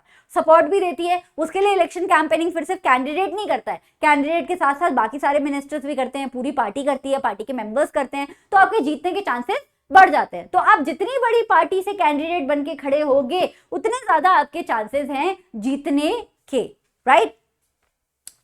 नाउ नॉमिनेशन, जब आपको टिकट मिल जाता है और जब आप कैंडिडेट बन रहे होते हो, तो कैंडिडेट बनने से पहले ये नहीं कि आप स्टार्टिंग से ही तंबू गाड़ के आपने स्टेज लगा लिया, वहां पे जाके भाषणबाजी शुरू कर दी। आपको स्कूल में पढ़ने आना है तो आपको पहले फॉर्म भरना पड़ता है, एडमिशन लेना पड़ता है। सिमिलरली अगर आपको इलेक्शन में कैंडिडेट बनना है तो आपको इलेक्शन कमीशन का नॉमिनेशन फॉर्म भरना पड़ता है।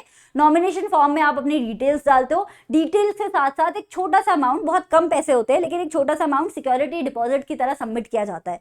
क्यों सबमिट किया जाता है? क्योंकि जब आप कैंडिडेट बनते हो तो इलेक्शन कैंपेन भी, इलेक्शन कमीशन भी आपके ऊपर थोड़ा बहुत ही सही पैसा खर्च करता है। आपका नाम जनता जनार्दन को अनाउंस करेगा, आपका नाम पोर्टल पे डालेगा, आपके लिए जनता को बताएगा कि ये पर्टिकुलर आपका कैंडिडेट है। तो इलेक्शन कमीशन का जो पैसा लगा है, जो टाइम लगा है, जो एनर्जी लगी है, वो वेस्ट ना हो जाए। कल को तुम इलेक्शन से 2 दिन पहले बोलो मैं नहीं खड़ा हो रहा इलेक्शन में, मैं अपना नॉमिनेशन वापस लेता हूं, तो फिर इलेक्शन कमीशन का तो नुकसान हो गया ना। तो एक छोटा सा सिक्योरिटी अमाउंट इलेक्शन कमीशन के साथ सबमिट कराना पड़ता है, ताकि इलेक्शन कमीशन के पास ये सिक्योरिटी रहे कि you are serious about it, you are not going to say no to the election, you are serious about it. खड़े हुए हो तो मतलब आप पूरा लड़ोगे। रिसेंटली एक और नया सिस्टम आ गया है सुप्रीम कोर्ट के बोलने पे कि जब आप इलेक्शन कैंडिडेट बनने के लिए नॉमिनेशन फॉर्म फिल कर रहे होते हो तो सुप्रीम कोर्ट कह रहा है कि 3 तरीके की डिक्लेरेशन भी दे दो। डिक्लेरेशन का मतलब है एक प्रॉपर सा लीगल डॉक्यूमेंट साइन कर दो कि आपके ऊपर कोई क्रिमिनल केस नहीं है जो पेंडिंग नहीं है, था भी तो सुलट गया है। दूसरा, आपके पास कितनी संपत्ति है, एसेट्स का मतलब आपके पास कितनी संपत्ति है और आपके ऊपर कितना कर्जा है, और आपके फैमिली मेंबर्स के ऊपर कितना कर्जा है और कितनी संपत्ति है वो भी बता दो। भैया अभी तुम्हारे पास मारुति 800 थी, कल को तुम लीडर बन गए, एमपी बन गए, एमएलए बन गए, तुम्हारे पास आ गई है ऑडी, कहां से आया ये पैसा? ऊपर से तो नहीं आ रहा है, जनता जनार्दन का पैसा लेके बैठे हो, है ना। तो हम वो कंडीशन नहीं चाहते, इसलिए पहले ही पूछ लेते, तुम बता दो तुम्हारे पास संपत्ति कितनी है और तुम्हारे पास कर्जा कितना है। ठीक है, ताकि हम बाद में कंपेयर कर सकें। Then we also want, supreme court ये भी बोलता है कि कैंडिडेट नॉमिनेशन फॉर्म के साथ अपनी एजुकेशनल क्वालिफिकेशंस भी बताएं। ये सारी की सारी इंफॉर्मेशन जो है हर कैंडिडेट के बारे में पब्लिकली अवेलेबल होती है, ताकि वोटर्स जो है एक इन्फॉर्म चॉइस देख सकें कि जिसे वो वोट दे रहे हैं वो अमीर है कि गरीब है, पढ़ा लिखा है कि अनपढ़ है, उस पर क्रिमिनल केसेस है कि नहीं है। पर कहने की बातें हैं, जनता को जिसको वोट देना होता है वो देती है, उनके लिए ये सारी चीजें मैटर नहीं करती हैं। एजुकेशन तो खासकर मैटर नहीं करती है, मैटर करनी भी नहीं चाहिए इन अ कंट्री लाइक इंडिया, जहां पे हर किसी के पास अपॉर्चुनिटी ही नहीं थी पढ़ने लिखने की। गरीबी इतनी है देश में कि सबके पास नहीं थी ये लग्जरी कि वो स्कूल जाएं, पढ़ाई करें। तो अगर वहीं पे हम एक बैरियर डाल देंगे कि अगर आप पढ़े लिखे नहीं हो तो आप देश के लीडर नहीं बन सकते, तो हम क्या कर रहे हैं? उतने सारे लोग जिन्हें ऑलरेडी देश में कभी मौका ही नहीं मिला पढ़ने का, उन्हें हम कह रहे हैं कि तुम देश के लीडर नहीं बन सकते। तो this is very wrong, this is against equality. इसलिए हमारे देश में पॉलिटिकल लीडर बनने के लिए, कैंडिडेट बनने के लिए कोई भी एजुकेशनल क्वालिफिकेशन एलिजिबिलिटी नहीं है। No educational eligibility, right? Because, और एक और बात है कि लीडर्स को ये थोड़ी चाहिए होता है, अब हाँ लीडर्स जाके मान लो आप प्राइम मिनिस्टर हो, चीफ मिनिस्टर हो, आप भाषण देते देते ये थोड़ी बताओगे a+b=c²। नहीं, you are not gonna teach Pythagoras theorem, you are not gonna teach trigonometry to the citizens of India. नहीं, आपको क्या पता होना चाहिए? आपको ये पता होना चाहिए कि जिन लोगों ने आपके लिए वोट दिया है, जो आपके देश के लोग हैं, अपने लोग हैं, आपके अपने भाई बहन हैं, इनको क्या चाहिए आपसे, ये क्या चाहते हैं, इनकी क्या दिक्कतें हैं, क्या जरूरतें हैं। जब तक आपको वो बात पता है, आप एलिजिबल हो लीडर बनने के लिए। आपको क्या जरूरत 5वीं पास करने की, 10वीं पास करने की? सो this is the mindset that India follows. तभी हमारे देश में कैंडिडेट्स के लिए कोई एजुकेशनल एलिजिबिलिटी नहीं है। Now next step, voter list भी निकल गई जी, कैंडिडेट ने नॉमिनेशन फॉर्म भी सबमिट कर दिया थी। अब क्या होगा इलेक्शन में? अब होगा नाम अनाउंस। इलेक्शन कैंपेन जोर शोर से नाम अनाउंस करेगा कि भैया ये पर्टिकुलर कैंडिडेट्स हैं। अब हो गई है, लिस्ट बंद हो गई है, अब ज्यादा कैंडिडेट नहीं आ सकते, जितने कैंडिडेट आ रहे थे आ गए हैं। अब उसमें कोई नया कैंडिडेट नहीं खड़ा हो सकता इलेक्शन में, ठीक है? लिस्ट हो गई है अनाउंस। अब लिस्ट अनाउंस होने के बाद ताबड़तोड़ तरीके से होती है इलेक्शन की campaigning. What is election campaigning? Election campaigning is the process जिसमें हर एक कैंडिडेट ट्राई करता है वोटर्स को कन्विंस करने के लिए कि उसे ही वोट मिलना चाहिए, ठीक है? So what is election campaign? The process in which the candidates try to convince the voters to vote for them, that's election campaigning. अब इलेक्शन कैंपेनिंग मीटिंग्स की तरीके से होती है, रैलीज निकाली जाती है, मोबिलाइजेशन निकाली जाती है। कैंडिडेट क्या करते हैं? वोटर्स के पास जाते हैं, डोर टू डोर कैंपेनिंग होती है, घर घर जाके बातें करते हैं, नमस्ते करते हैं, घर में जाके खाना खा के आते हैं। बहुत सारे ड्रामे भी होते हैं, आपको दिखेगा अपर कास्ट लीडर जा रहे हैं दलित सेक्शन ऑफ द सोसाइटी के साथ बैठ के खाना खाने। वो बात अलग है, उनका खाना पैक होके पहले से आया था, वो उनके घर का खाना नहीं खा रहे। लेकिन इस तरीके के ड्रामे होते हैं, ढकोसले होते हैं। कुछ ऑब्वियसली सही चीजें भी होती हैं, कुछ सही लीडर्स भी होते हैं, या लीडर्स 100% सही हो ऐसा जरूरी नहीं है। हो सकता है 20% कोई लीडर अच्छा हो, कोई लीडर 30% अच्छा हो। तो कुछ काम वो दिल से कर रहे होते हैं, पर मोस्टली काम हो रहा होता है लोगों को कन्विंस करने के लिए कि भैया हमें दे दो वोट, हमें दे दो। टीवी देखी है तुमने? टीवी पे एडवर्टीजमेंट देखा है? हमारी मैगी खरीदो, हमारा नूडल खरीदो, हमारा मिल्क अच्छा है, हमारा बॉर्नविटा अच्छा है। What is that? That is a way to convince you कि आप वो खरीद ले, राइट? सिमिलरली, मैं तो बहुत गरीब घर से था, मैंने एक सपना देखा था, मैंने सपना देखा था कि मैं अपना बिजनेस चलाऊंगा, मैं फाइनली अपना बिजनेस चला रहा हूँ, ये रही मेरी किताब, प्लीज खरीद लो। What is that? That is अपनी स्टोरी को यूज करके सामान बेचना। तो किसी भी साम दाम दंड भेद, कभी इमोशनल लेवल पे सामान बेचा जाता है, कभी आपको डांट डपट के सामान बेचा जाता है, कभी धमका के सामान बेचा जाता है, कभी ये बता के सामान बेचा जाता है कि अरे ये खरीदा नहीं तो खत्म हो जाएगा। लेकिन ये सब कुछ तरीका होता है कन्विंस करने का, ताकि आप उनकी बातों में आ जाओ। पॉलिटिकल लीडर्स ये सारे तरीके अपनाते हैं, ठीक है? Put forward their plans and programmes. क्या करते हैं इलेक्शन कैंपेनिंग में? कैंडिडेट बोलते हैं कि हम जीत जाएंगे तो सड़कें बना देंगे, हम जीत जाएंगे तो स्कूल बना देंगे। What is that? वो ये बता रहे हैं कि अगर आपने उन्हें वोट दिया तो what you can expect out of them, वो क्या क्या आपके लिए करके देंगे। फ्री और ओपन डिस्कशन होती है। कभी कभी पॉलिटिकल लीडर आपस में भी डिबेट करते हैं, कैंडिडेट्स जो हैं आपस में डिबेट करते हैं इलेक्शन से पहले, ताकि लोगों को एक फेयर आइडिया मिल सके कि इन दोनों कैंडिडेट में से कौन सा कैंडिडेट अच्छा है, राइट? सो इलेक्शन कैंपेन यूजुअली तो जब अनाउंसमेंट हो जाती है कैंडिडेट्स की, तब से लेके जब इलेक्शन का दिन होता है, डे ऑफ पोलिंग का मतलब जो वोटिंग का दिन होता है, वोटिंग डे होता है, तब तक होनी होनी चाहिए इलेक्शन कैंपेनिंग, बट ये सिर्फ कहने की बातें हैं। इलेक्शन कैंपेनिंग इससे कई साल पहले से चालू हो जाती है। जैसे अगर 2024 के इलेक्शन अभी आए थे ना, जनरल इलेक्शन में, जिसमें फिर से बीजेपी जीती है, एनडीए जीती है, उसके अगले इलेक्शन की तैयारी होनी शुरू हो गई, ऑलरेडी शुरू हो गई। चाहे वो बीजेपी हो, चाहे वो कांग्रेस हो, चाहे वो आरजेडी हो, कोई भी हो, सब लोगों ने तैयारी शुरू कर दी है। तो इलेक्शन कैंपेनिंग बहुत पहले से शुरू हो जाती है, लेकिन जो ऑफिशियल इलेक्शन कैंपेनिंग होती है वो डेट अनाउंस होने के बाद से लेके आपके वोटिंग के दिन तक की, राइट। और इलेक्शन कैंपेनिंग में हम लोग बहुत दिमाग लगाते हैं, बहुत दिमाग लगाते हैं। जैसे आपने देखा होगा बचपन में एक ऐड आता था जब मैं छोटी थी कि फेना ही लेना, जया सुषमा ना ना ना ना ना ना, सबकी पसंद निरमा, वॉशिंग पाउडर निरमा। अब मैंने ये ऐड देखे हुए भी मुझे 10-15 साल हो गए होंगे, फिर भी ये जो लाइन है it is stuck in my head, सबकी पसंद Nirma, right. This is the power of slogans, this is the power of jingles. ये होता है, हम ये कैची लाइंस क्यों बनाते हैं, अब की बार मोदी सरकार, क्योंकि वो जो लाइन है ना वो दिमाग में अटक जाती है। चाहे आपको लीडर पसंद हो चाहे ना हो, वो लाइन आपके दिमाग में अटक गई है, वो लाइन आपको बार बार कन्विंस कर रही है कि यार ये लीडर अच्छा है क्या। तो इसी तरीके से हमारी इंडियन डेमोक्रेसी में बहुत सारे स्लोगन्स हमने देखे हैं, बहुत हट के स्लोगन्स, बहुत प्यारे प्यारे स्लोगन्स। जैसे कि कांग्रेस पार्टी जो इंदिरा गांधी के राज में कांग्रेस पार्टी ने एक स्लोगन रखा था 1971 के लोकसभा इलेक्शन के लिए, जिसका था गरीबी हटाओ, गरीबी हटाओ। तो 2 वर्ड है, 2 वर्ड कोई भूल ही नहीं सकता, पूरा लंबा सा सेंटेंस तो शायद कोई भूल भी जाए। गरीबी हटाओ कितना सिंपल था, लेकिन कितना एक्यूरेट सा स्लोगन है। अब दूसरा देखो, जनता पार्टी, जो जयप्रकाश नारायण की जनता पार्टी थी, 1977 इलेक्शंस में उन्होंने था सेव डेमोक्रेसी, डेमोक्रेसी को बचाओ, डेमोक्रेसी को बचाओ। तो हर एक इंसान इंडिया में जिसे लग रहा था कि उस वक्त डेमोक्रेसी पे खतरा है, उसको ये पार्टी अच्छी लगी, है ना, उसको ये पार्टी अच्छी लग गई, नारा अच्छा लग गया। स्लोगन का मतलब होता है नारा।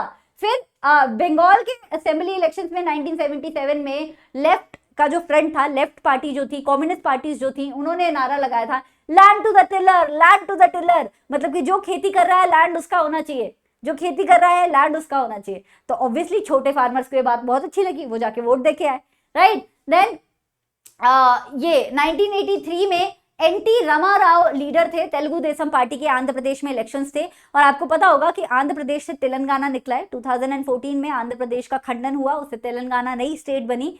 तो आंध्र प्रदेश के अंदर तेलुगु और तमिल और बाकी भाषाओं के बीच में काफी सारा वो हेट्रेड इकट्ठा हो गया था। तो उसी हेट्रेड पे 1983 में एनटी रामाराव जी ने क्या बोला था, सेल्फ रिस्पेक्ट बचाओ, तेलुगु लोगों की सेल्फ रिस्पेक्ट बचाओ। अब जो भी इंसान को लगता था कि उस स्टेट में, आंध्र प्रदेश में, तेलुगु बोलने वाले लोगों की सेल्फ रिस्पेक्ट कम हो रही है, उनको अच्छी लग रही थी बात, वो जाके वोट देके आए। सो ऐसे कैची स्लोगन्स बनते हैं इलेक्शन कैंपेनिंग में। और सबसे नया तो हम सुनते ही हैं, अब की बार मोदी सरकार, अब की बार 300 पार, ये अभी रिसेंट इलेक्शन में सुनने को मिला था। These are all slogans to convince us to vote for them. Now एक सेकेंड रुकना, ये कौन सा टॉपिक है?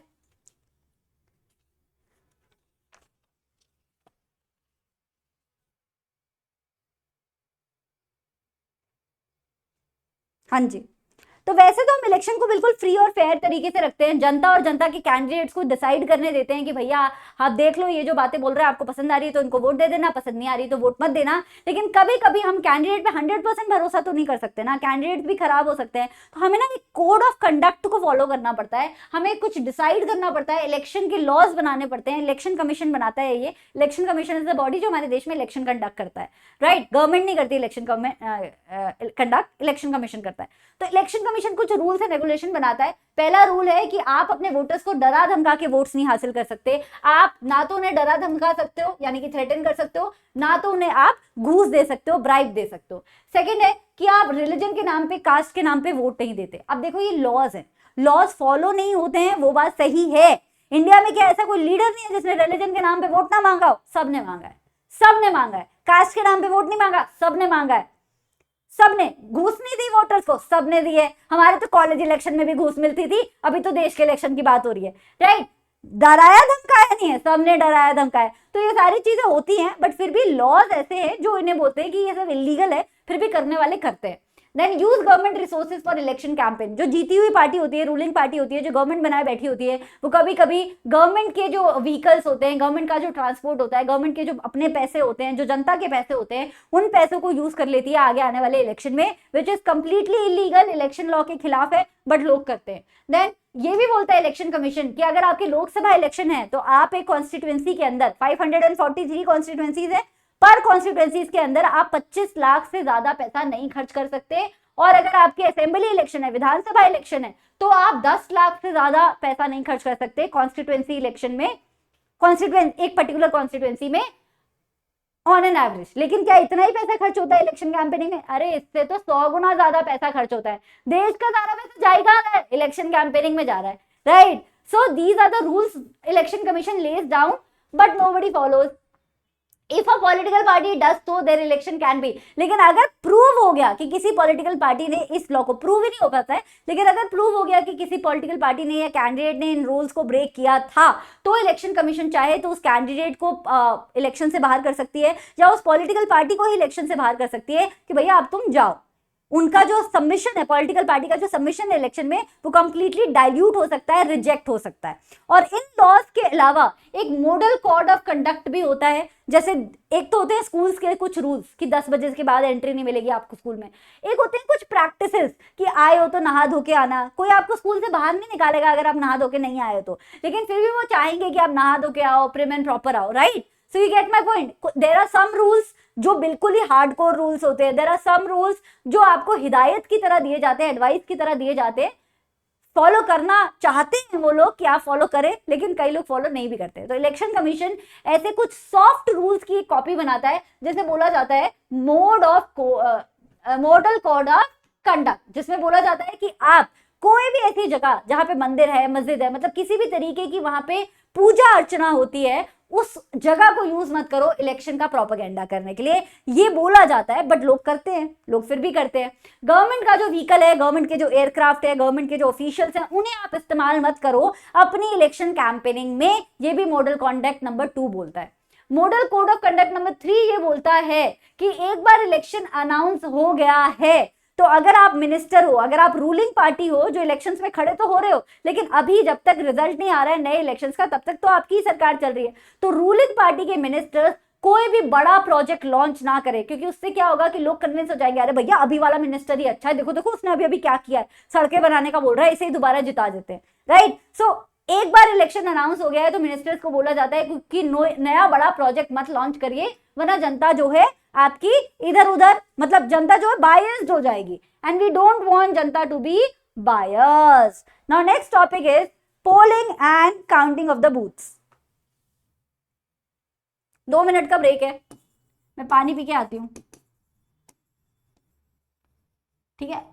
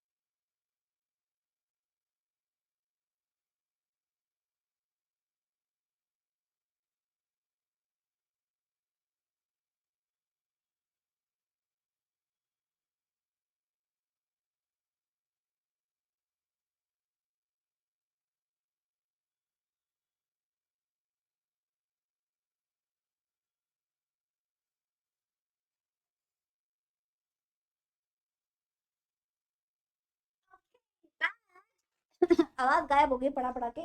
भैया एसएसटी में पढ़ाना बहुत मुश्किल है। देखो मैं बायो भी पढ़ाती हूँ और मैंने मैथ्स पढ़ाते हुए भी लोगों को देखा है, पर एसएसटी में पढ़ाना बहुत मुश्किल है क्योंकि लगातार बोलना पड़ता है। क्या लगता है तुमको? सबको अपना अपना मुश्किल लगता होगा वैसे, पर कोई नहीं, चलो। Okay, polling and counting votes, not votes. तो अभी तक क्या हो रहा था? पहले तो कैंडिडेट ने नॉमिनेशन फॉर्म भरा, फिर उसकी और उसकी पार्टी ने मिलकर इलेक्शन कैंपेनिंग की। इलेक्शन कैंपेनिंग के बाद आया वोटिंग वाला दिन, जब लोगों ने वोट डाला, और उसके बाद आई काउंटिंग, वोटिंग की काउंटिंग हुई, और फिर जो जीता उसने बना ली सरकार। ये होता है प्रोसेस, नॉर्मल प्रोसेस। अब आया वोटिंग का दिन, जिस दिन वोटर जाके अपने घर से निकल के आसपास के पोलिंग बूथ पे जाके, पोलिंग बूथ का मतलब जहां पे इलेक्शन कमीशन ने हर एक पर्टिकुलर एरिया में, पर्टिकुलर गली में, थोड़े थोड़े छोटे छोटे एरियाज में भी पोलिंग बूथ लगाए होते हैं, ताकि कोई ये ना बोले कि मैं वोट देने इसलिए नहीं गया या इसलिए नहीं गई क्योंकि मेरे घर से बहुत दूर था पोलिंग बूथ। नहीं, हर आपके आसपास, आपके 1 किलोमीटर के दायरे में आपको पोलिंग बूथ मिल जाएगा। तो जिस दिन आप बाहर जाके, घर से बाहर निकल के वोट देके आते हैं, जो दिन होता है कि इस दिन वोटिंग होने वाली है, उस दिन को बोला जाता है इलेक्शन डे, या फिर बोला जाता है पोलिंग डे, या फिर बोला जाता है वोटिंग डे। Simple, right? क्या करना होता है? आप जाते हो अपना, या तो इलेक्शन का कार्ड लेके जाते हो, वोटर आईडी कार्ड, या फिर कोई भी, या आधार कार्ड, राशन कार्ड वगैरह लेके जाते हो। वहां पे कुछ लोग बैठे हुए होते हैं, कुछ गवर्नमेंट ऑफिशियल्स ड्यूटी पे होते हैं। वो लोग पर्ची में आपका नाम देखते हैं, वोटर लिस्ट में आपका नाम देखते हैं, नाम के आगे टिक करते हैं। आपके यहाँ पे लगाई जाती है इंक, नीले रंग की इंक होती है जो साबुन से भी नहीं हटती। क्यों लगा रहे हैं भैया? कि आप जब दोबारा आओगे वोट देने, भैया आप क्या पता आपको कोई पॉलिटिकल पार्टी इतनी पसंद हो कि आप सेम पार्टी को 100 बार वोट दे आओ। लंगर हो रहा होता है, कायदे से एक बार जाके खाना खा के आना चाहिए। लंगर में फ्री में खाना मिल रहा है तो 50 लोगों का थोड़ी खा जाओगे। लोग क्या करते हैं, थैलियां ले लेके खड़े होते हैं, डाल देना जरा हमारे घर के लिए, डाल देना, हम क्या है रात को रोटी नहीं बनाएंगे। Is that right? Not right. But do people do it? Yes, they do it. Similarly we don't want कि सेम ही वोटर 2 बार वोट दे दे, या 2 से ज्यादा बार, मतलब 1 से ज्यादा बार वोट दे दे। इसलिए हम उनकी एक ब्लू कलर की इंक लगा देते हैं, ताकि हम अगली बार पता लगा सकें कि ये तो अभी वोट देके गया था। ठीक है? फिर आप जाके उंगली पे इंक लगाते हो। पहली उंगली index finger of left hand पे लगती है। आपने इंक लगवाई, पहली उंगली लेफ्ट हैंड पे, आप अंदर चले गए, आपने वोट दिया। अब पहले वोट देने का जो तरीका है, ये वाला तरीका तो सेम होता था कि आप आइडेंटिटी कार्ड लेके गए, आपका लिस्ट में नाम चेक हुआ, फिर वो नीले रंग की इंक लगाई गई। लेकिन उसके बाद का जो तरीका है वो थोड़ा चेंज हो गया है। अब चेंज क्या हो गया है कि पहले होते थे बैलेट पेपर होते थे, पेपर पे चुनाव चिन्ह बने हुए होते थे, चुनाव चिन्ह के साथ कैंडिडेट का नाम लिखा हुआ होता था। आपको जो भी सिलेक्ट करना होता था कैंडिडेट, आप उसके नाम के आगे टिक लगा के आते थे, और आप पेपर को फोल्ड करते थे, और बैलेट बॉक्स होता था, बैलेट का मतलब वोट, और बैलेट बॉक्स होता था जिसमें आप बैलेट पेपर को फोल्ड करके डाल देते थे, और बाद में जाके इन सारे पेपर की काउंटिंग होती थी। जिस कैंडिडेट के नाम के आगे जितने ज्यादा टिक मिलेंगे, जितने ज्यादा बैलेट पेपर में, वो कैंडिडेट जीत जाता था। अभी क्या होने लग गया है? अभी इलेक्ट्रिक मशीन्स आ गई, इलेक्ट्रॉनिक वोटिंग मशीन, जिन्हें ईवीएम मशीन बोलते हो। वो बिल्कुल एटीएम मशीन की तरह दिखती हैं। उसमें आप जाओगे, वहां पे स्क्रीन पे फ्लैश हो रहा होता है आपके कैंडिडेट का चुनाव चिन्ह, सिंबल, साथ में आपके कैंडिडेट का पूरा नाम, जो भी, और साथ में एक बटन होता है। हर कैंडिडेट के नाम के आगे एक बटन होता है। जो भी कैंडिडेट आपको पसंद है, उस कैंडिडेट का बटन दबा दो, फिर आपको एक आवाज सुनाई देगी, बीप की आवाज आएगी, टू, मतलब कि आपका वोट जो है रिकॉर्ड हो गया। स्क्रीन पे लिखा भी आएगा कि आपका वोट रिकॉर्ड हो गया, और उसके बाद आप बस तुरंत वहां से निकल के जा सकते हैं घर। ठीक है?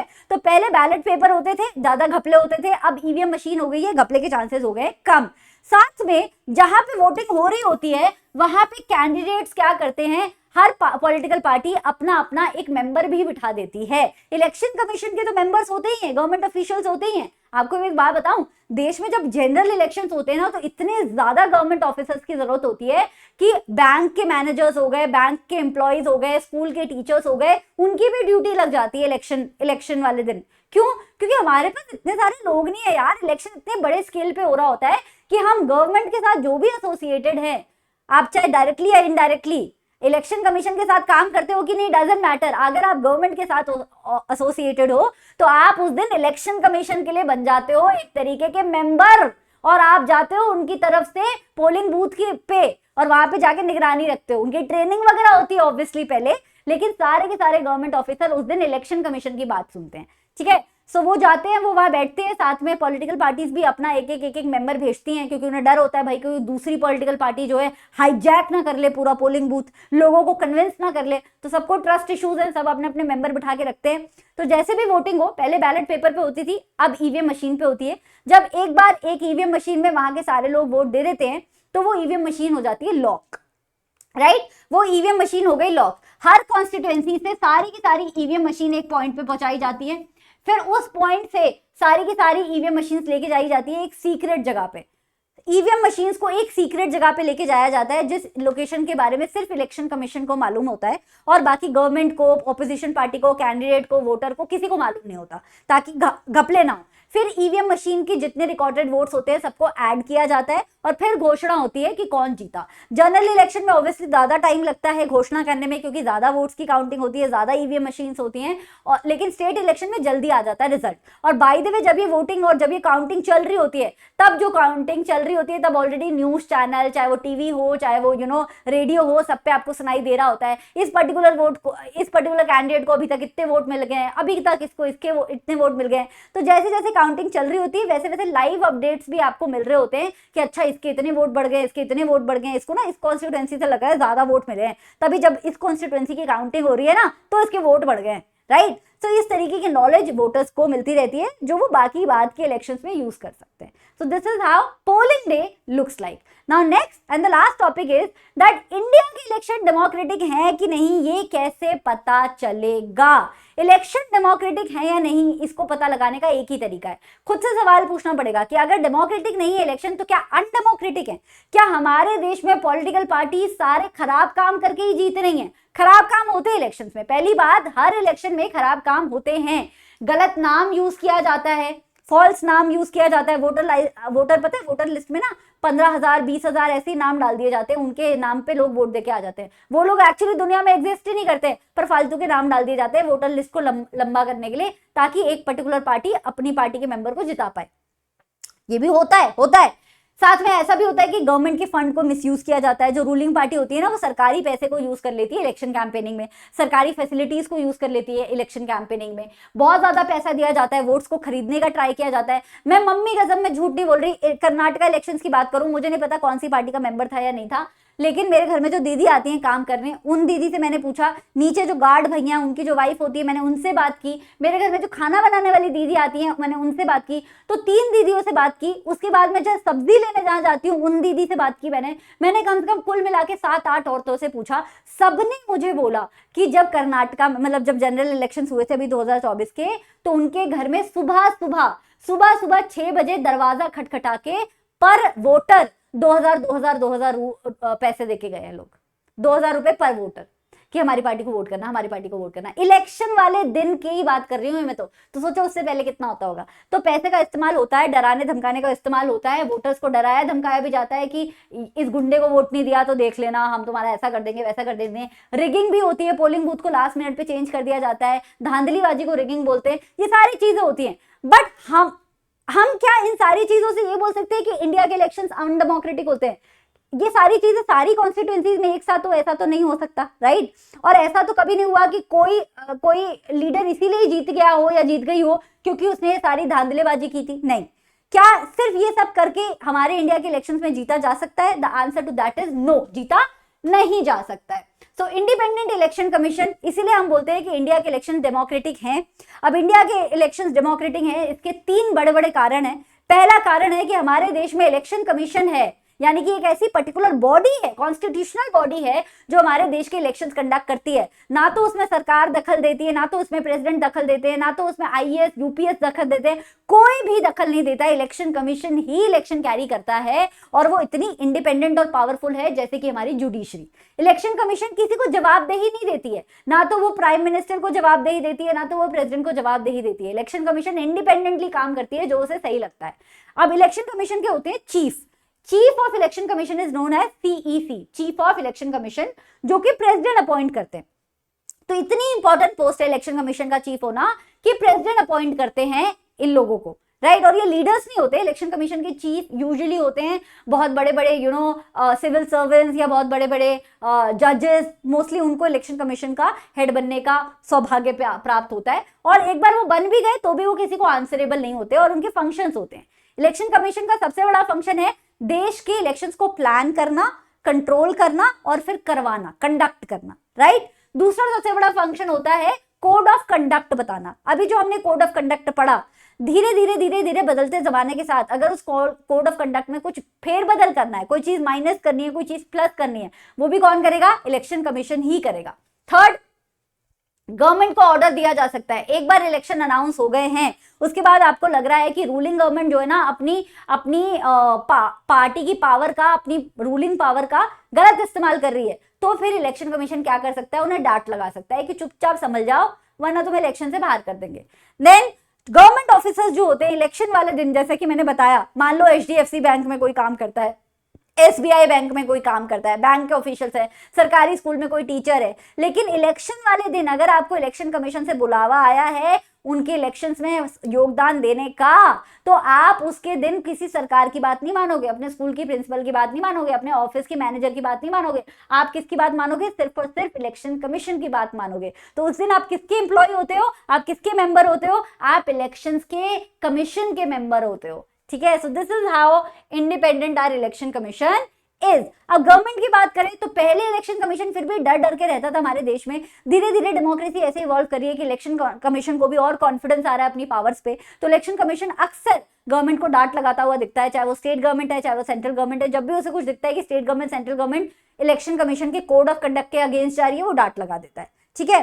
पोलिंग, बाय द वे, अगर इलेक्शन कमीशन को लग रहा है कि देश में जो इलेक्शंस हो रहे हैं वो किसी एक पर्टिकुलर कॉन्स्टिट्यूएंसी में या 2 कॉन्स्टिट्यूएंसी में, 3 कॉन्स्टिट्यूएंसी में, जो भी है, व्हाटएवर नंबर, कहीं पे भी अगर इलेक्शन गलत तरीके से हुए हैं, अगर ये प्रूव हो जाता है और इलेक्शन कमीशन को लगता है, तो वो क्या करते हैं? वहां पे इलेक्शन दोबारा से करवा देते हैं, वहां पे पोलिंग रीपोलिंग हो जाती है। पूरे देश में रीपोलिंग नहीं होती, जिस पर्टिकुलर कॉन्स्टिट्यूएंसी में उन्हें लगता है उस पर्टिकुलर कॉन्स्टिट्यूएंसी में रीपोलिंग हो जाती है। इसे बाय इलेक्शन नहीं बोलते बच्चा, इसे रीपोल बोलते हैं। बाय इलेक्शन क्या होता है? जब कोई सीट वेकेंट हो जाती है कॉन्स्टिट्यूएंसी की तो इलेक्शन कराना पड़ जाता है, दैट इज बाय इलेक्शन। चलो नेक्स्ट इज पॉपुलर पार्टिसिपेशन। अगर हमारे देश में इलेक्शन अनडेमोक्रेटिक होते तो फिर लोग पार्टिसिपेट ही क्यों करते यार? और डेटा ये बताता है कि हमारे देश के इलेक्शन इतने फ्री और फेयर हैं कि हमारे देश में इलेक्शन में पार्टिसिपेशन, वोटर्स का पार्टिसिपेशन बढ़ता ही जा रहा है। यूरोपियन कंट्रीज में देखो, यूरोप इतना अमीर कॉन्टिनेंट, वहां पे देखो, नॉर्थ अमेरिका में देखो, वहां पे धीरे धीरे धीरे धीरे वोटर्स का पार्टिसिपेशन कम होता जा रहा है। पहले ज्यादा लोग वोट देते थे, अब कम लोग वोट देते हैं। लेकिन हमारे इंडिया में वोटर्स का जो पॉपुलेशन है वो भी बढ़ रहा है और साथ में वोटर्स का पार्टिसिपेशन भी बढ़ रहा है। मतलब कि लोगों का विश्वास है इलेक्शंस में, तभी तो वो घर से बाहर जाके कड़ी धूप में खड़े होकर वोट देके आ रहे हैं ना। So this symbolises that people have faith in our election and our election commission.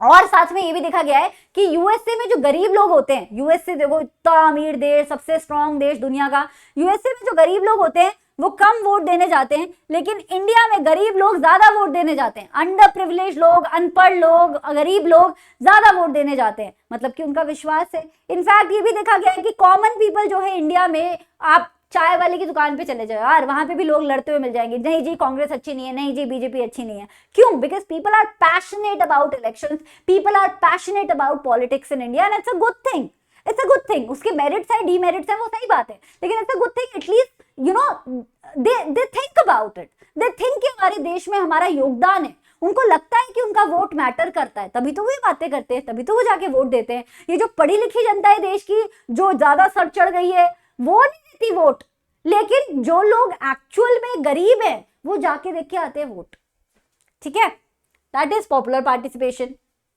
ये इससे भी दर्शाता है कि हमारे पॉपुलर पार्टिसिपेशन का एक और सच हमारे सामने आता है कि जब हम सेंसस करते हैं और डेटा देखते हैं तो हमें पता चलता है कि हर 7 में से every 1 out of 7 voters in India are a member of some or the other political party. 2004 के जो जनरल इलेक्शन हुए थे उसमें हमारा डेटा ये बोलता है कि देश की 33% वोटर्स ने पार्टिसिपेट किया था कैंपेनिंग में। बहुत बड़ा नंबर है ये, 33% लोगों ने। उनको कोई पैसे थोड़ी दे रहे थे इलेक्शन कैंपेनिंग के। क्यों कर रहे थे इलेक्शन कैंपेनिंग? क्योंकि उनका विश्वास था अपने कैंडिडेट में, अपनी पॉलिटिकल पार्टी में, अपने इलेक्शन में, right? That's why they were doing it. So ये सब क्या दर्शाता है दैट इंडिया में इलेक्शन में लोगों का पार्टिसिपेशन बढ़ता जा रहा है, और पार्टिसिपेशन बढ़ता जा रहा है मतलब लोगों का विश्वास है कि इलेक्शंस डेमोक्रेटिक हैं, और इतने सारे लोगों का विश्वास गलत तो नहीं हो सकता, है ना। Next, acceptance of election outcome.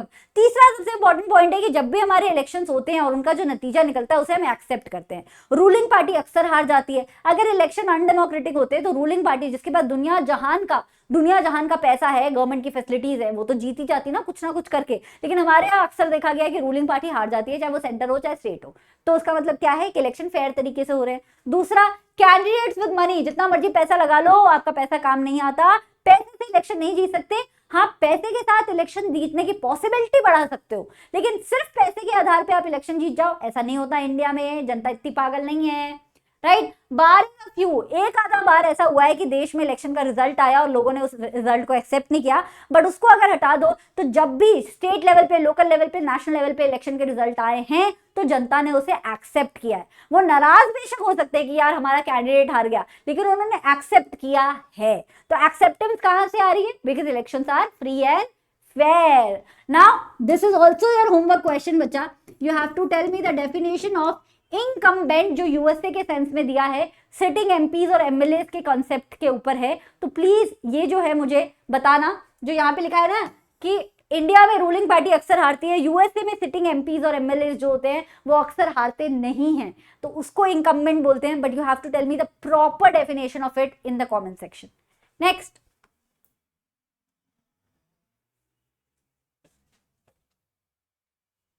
Last, इतने सब के बाद भी इंडिया में इलेक्शन के क्या चैलेंजेस हैं भैया? हाँ, कोई चीज परफेक्ट तो होती नहीं है, तो मनी इन्फ्लुएंस बहुत ज्यादा है। कुछ पॉलिटिकल पार्टीज हैं, उनके पास दुनिया जहान का पैसा है, कुछ कैंडिडेट्स हैं, उनके पास दुनिया जहान का पैसा है, वो पॉलिटिकल पार्टीज को भी कन्विंस कर लेते हैं इलेक्शन में खड़े होने के लिए, वो जनता जनार्दन को भी ब्राइब कर देते हैं। सिर्फ पैसे से इलेक्शन नहीं जीते जाते डेफिनेटली, लेकिन जिन लोगों के पास पैसा होता है उनके पास एक अनफेयर एडवांटेज होता है इलेक्शन में जीतने का, that is also true. Second point, criminals as candidate. कई सारी पॉलिटिकल पार्टीज बहुत सारे क्रिमिनल्स को कैंडिडेट बना देती हैं, क्योंकि उन्हें लगता है कि इस पर्टिकुलर क्रिमिनल से यहाँ के लोग डरते हैं, चलो इसे ही बना लेते हैं, सबकी सिट्टी पिट्टी गोल हो जाएगी, सब इसे वोट देके आएंगे, क्योंकि किसी को मरना थोड़ी है इसके हाथों, राइट। तो क्रिमिनल्स को कैंडिडेट बना लेते हैं, या फिर जो पॉलिटिकल कैंडिडेट्स होते हैं उनके कुछ क्रिमिनल कनेक्शन होते हैं, तो क्राइम का और पॉलिटिक्स का बहुत ज्यादा मिश्रण होता है, and that is a challenge. Third point, family domination in party. कभी कभी देखा गया है कि एक पॉलिटिकल पार्टी के अंदर पर्टिकुलर खानदान के ही लोग अपनी मर्जी चला रहे होते हैं, बाकी किसी की बात ही नहीं सुनी जाती। उसी खानदान के लोग बार बार पॉलिटिकल पार्टी में जो भी इंपॉर्टेंट पोजीशंस आती है उस पर बैठते हैं और बाकी पॉलिटिकल पार्टी के मेंबर्स को चुप कराते रहते हैं। तो फैमिली का डोमिनेशन है, नहीं होना चाहिए। डेमोक्रेसी अगर देश में है तो डेमोक्रेसी पॉलिटिकल पार्टी के अंदर भी होनी चाहिए, है ना। नेक्स्ट, लिटिल और no choice to the voters. Problem ये हो गई है कि अगर एक से ज्यादा पार्टीज है भी, मतलब डेमोक्रेटिक इलेक्शन में एटलीस्ट 2 पार्टीज होनी चाहिए, 2 कैंडिडेट्स होने चाहिए।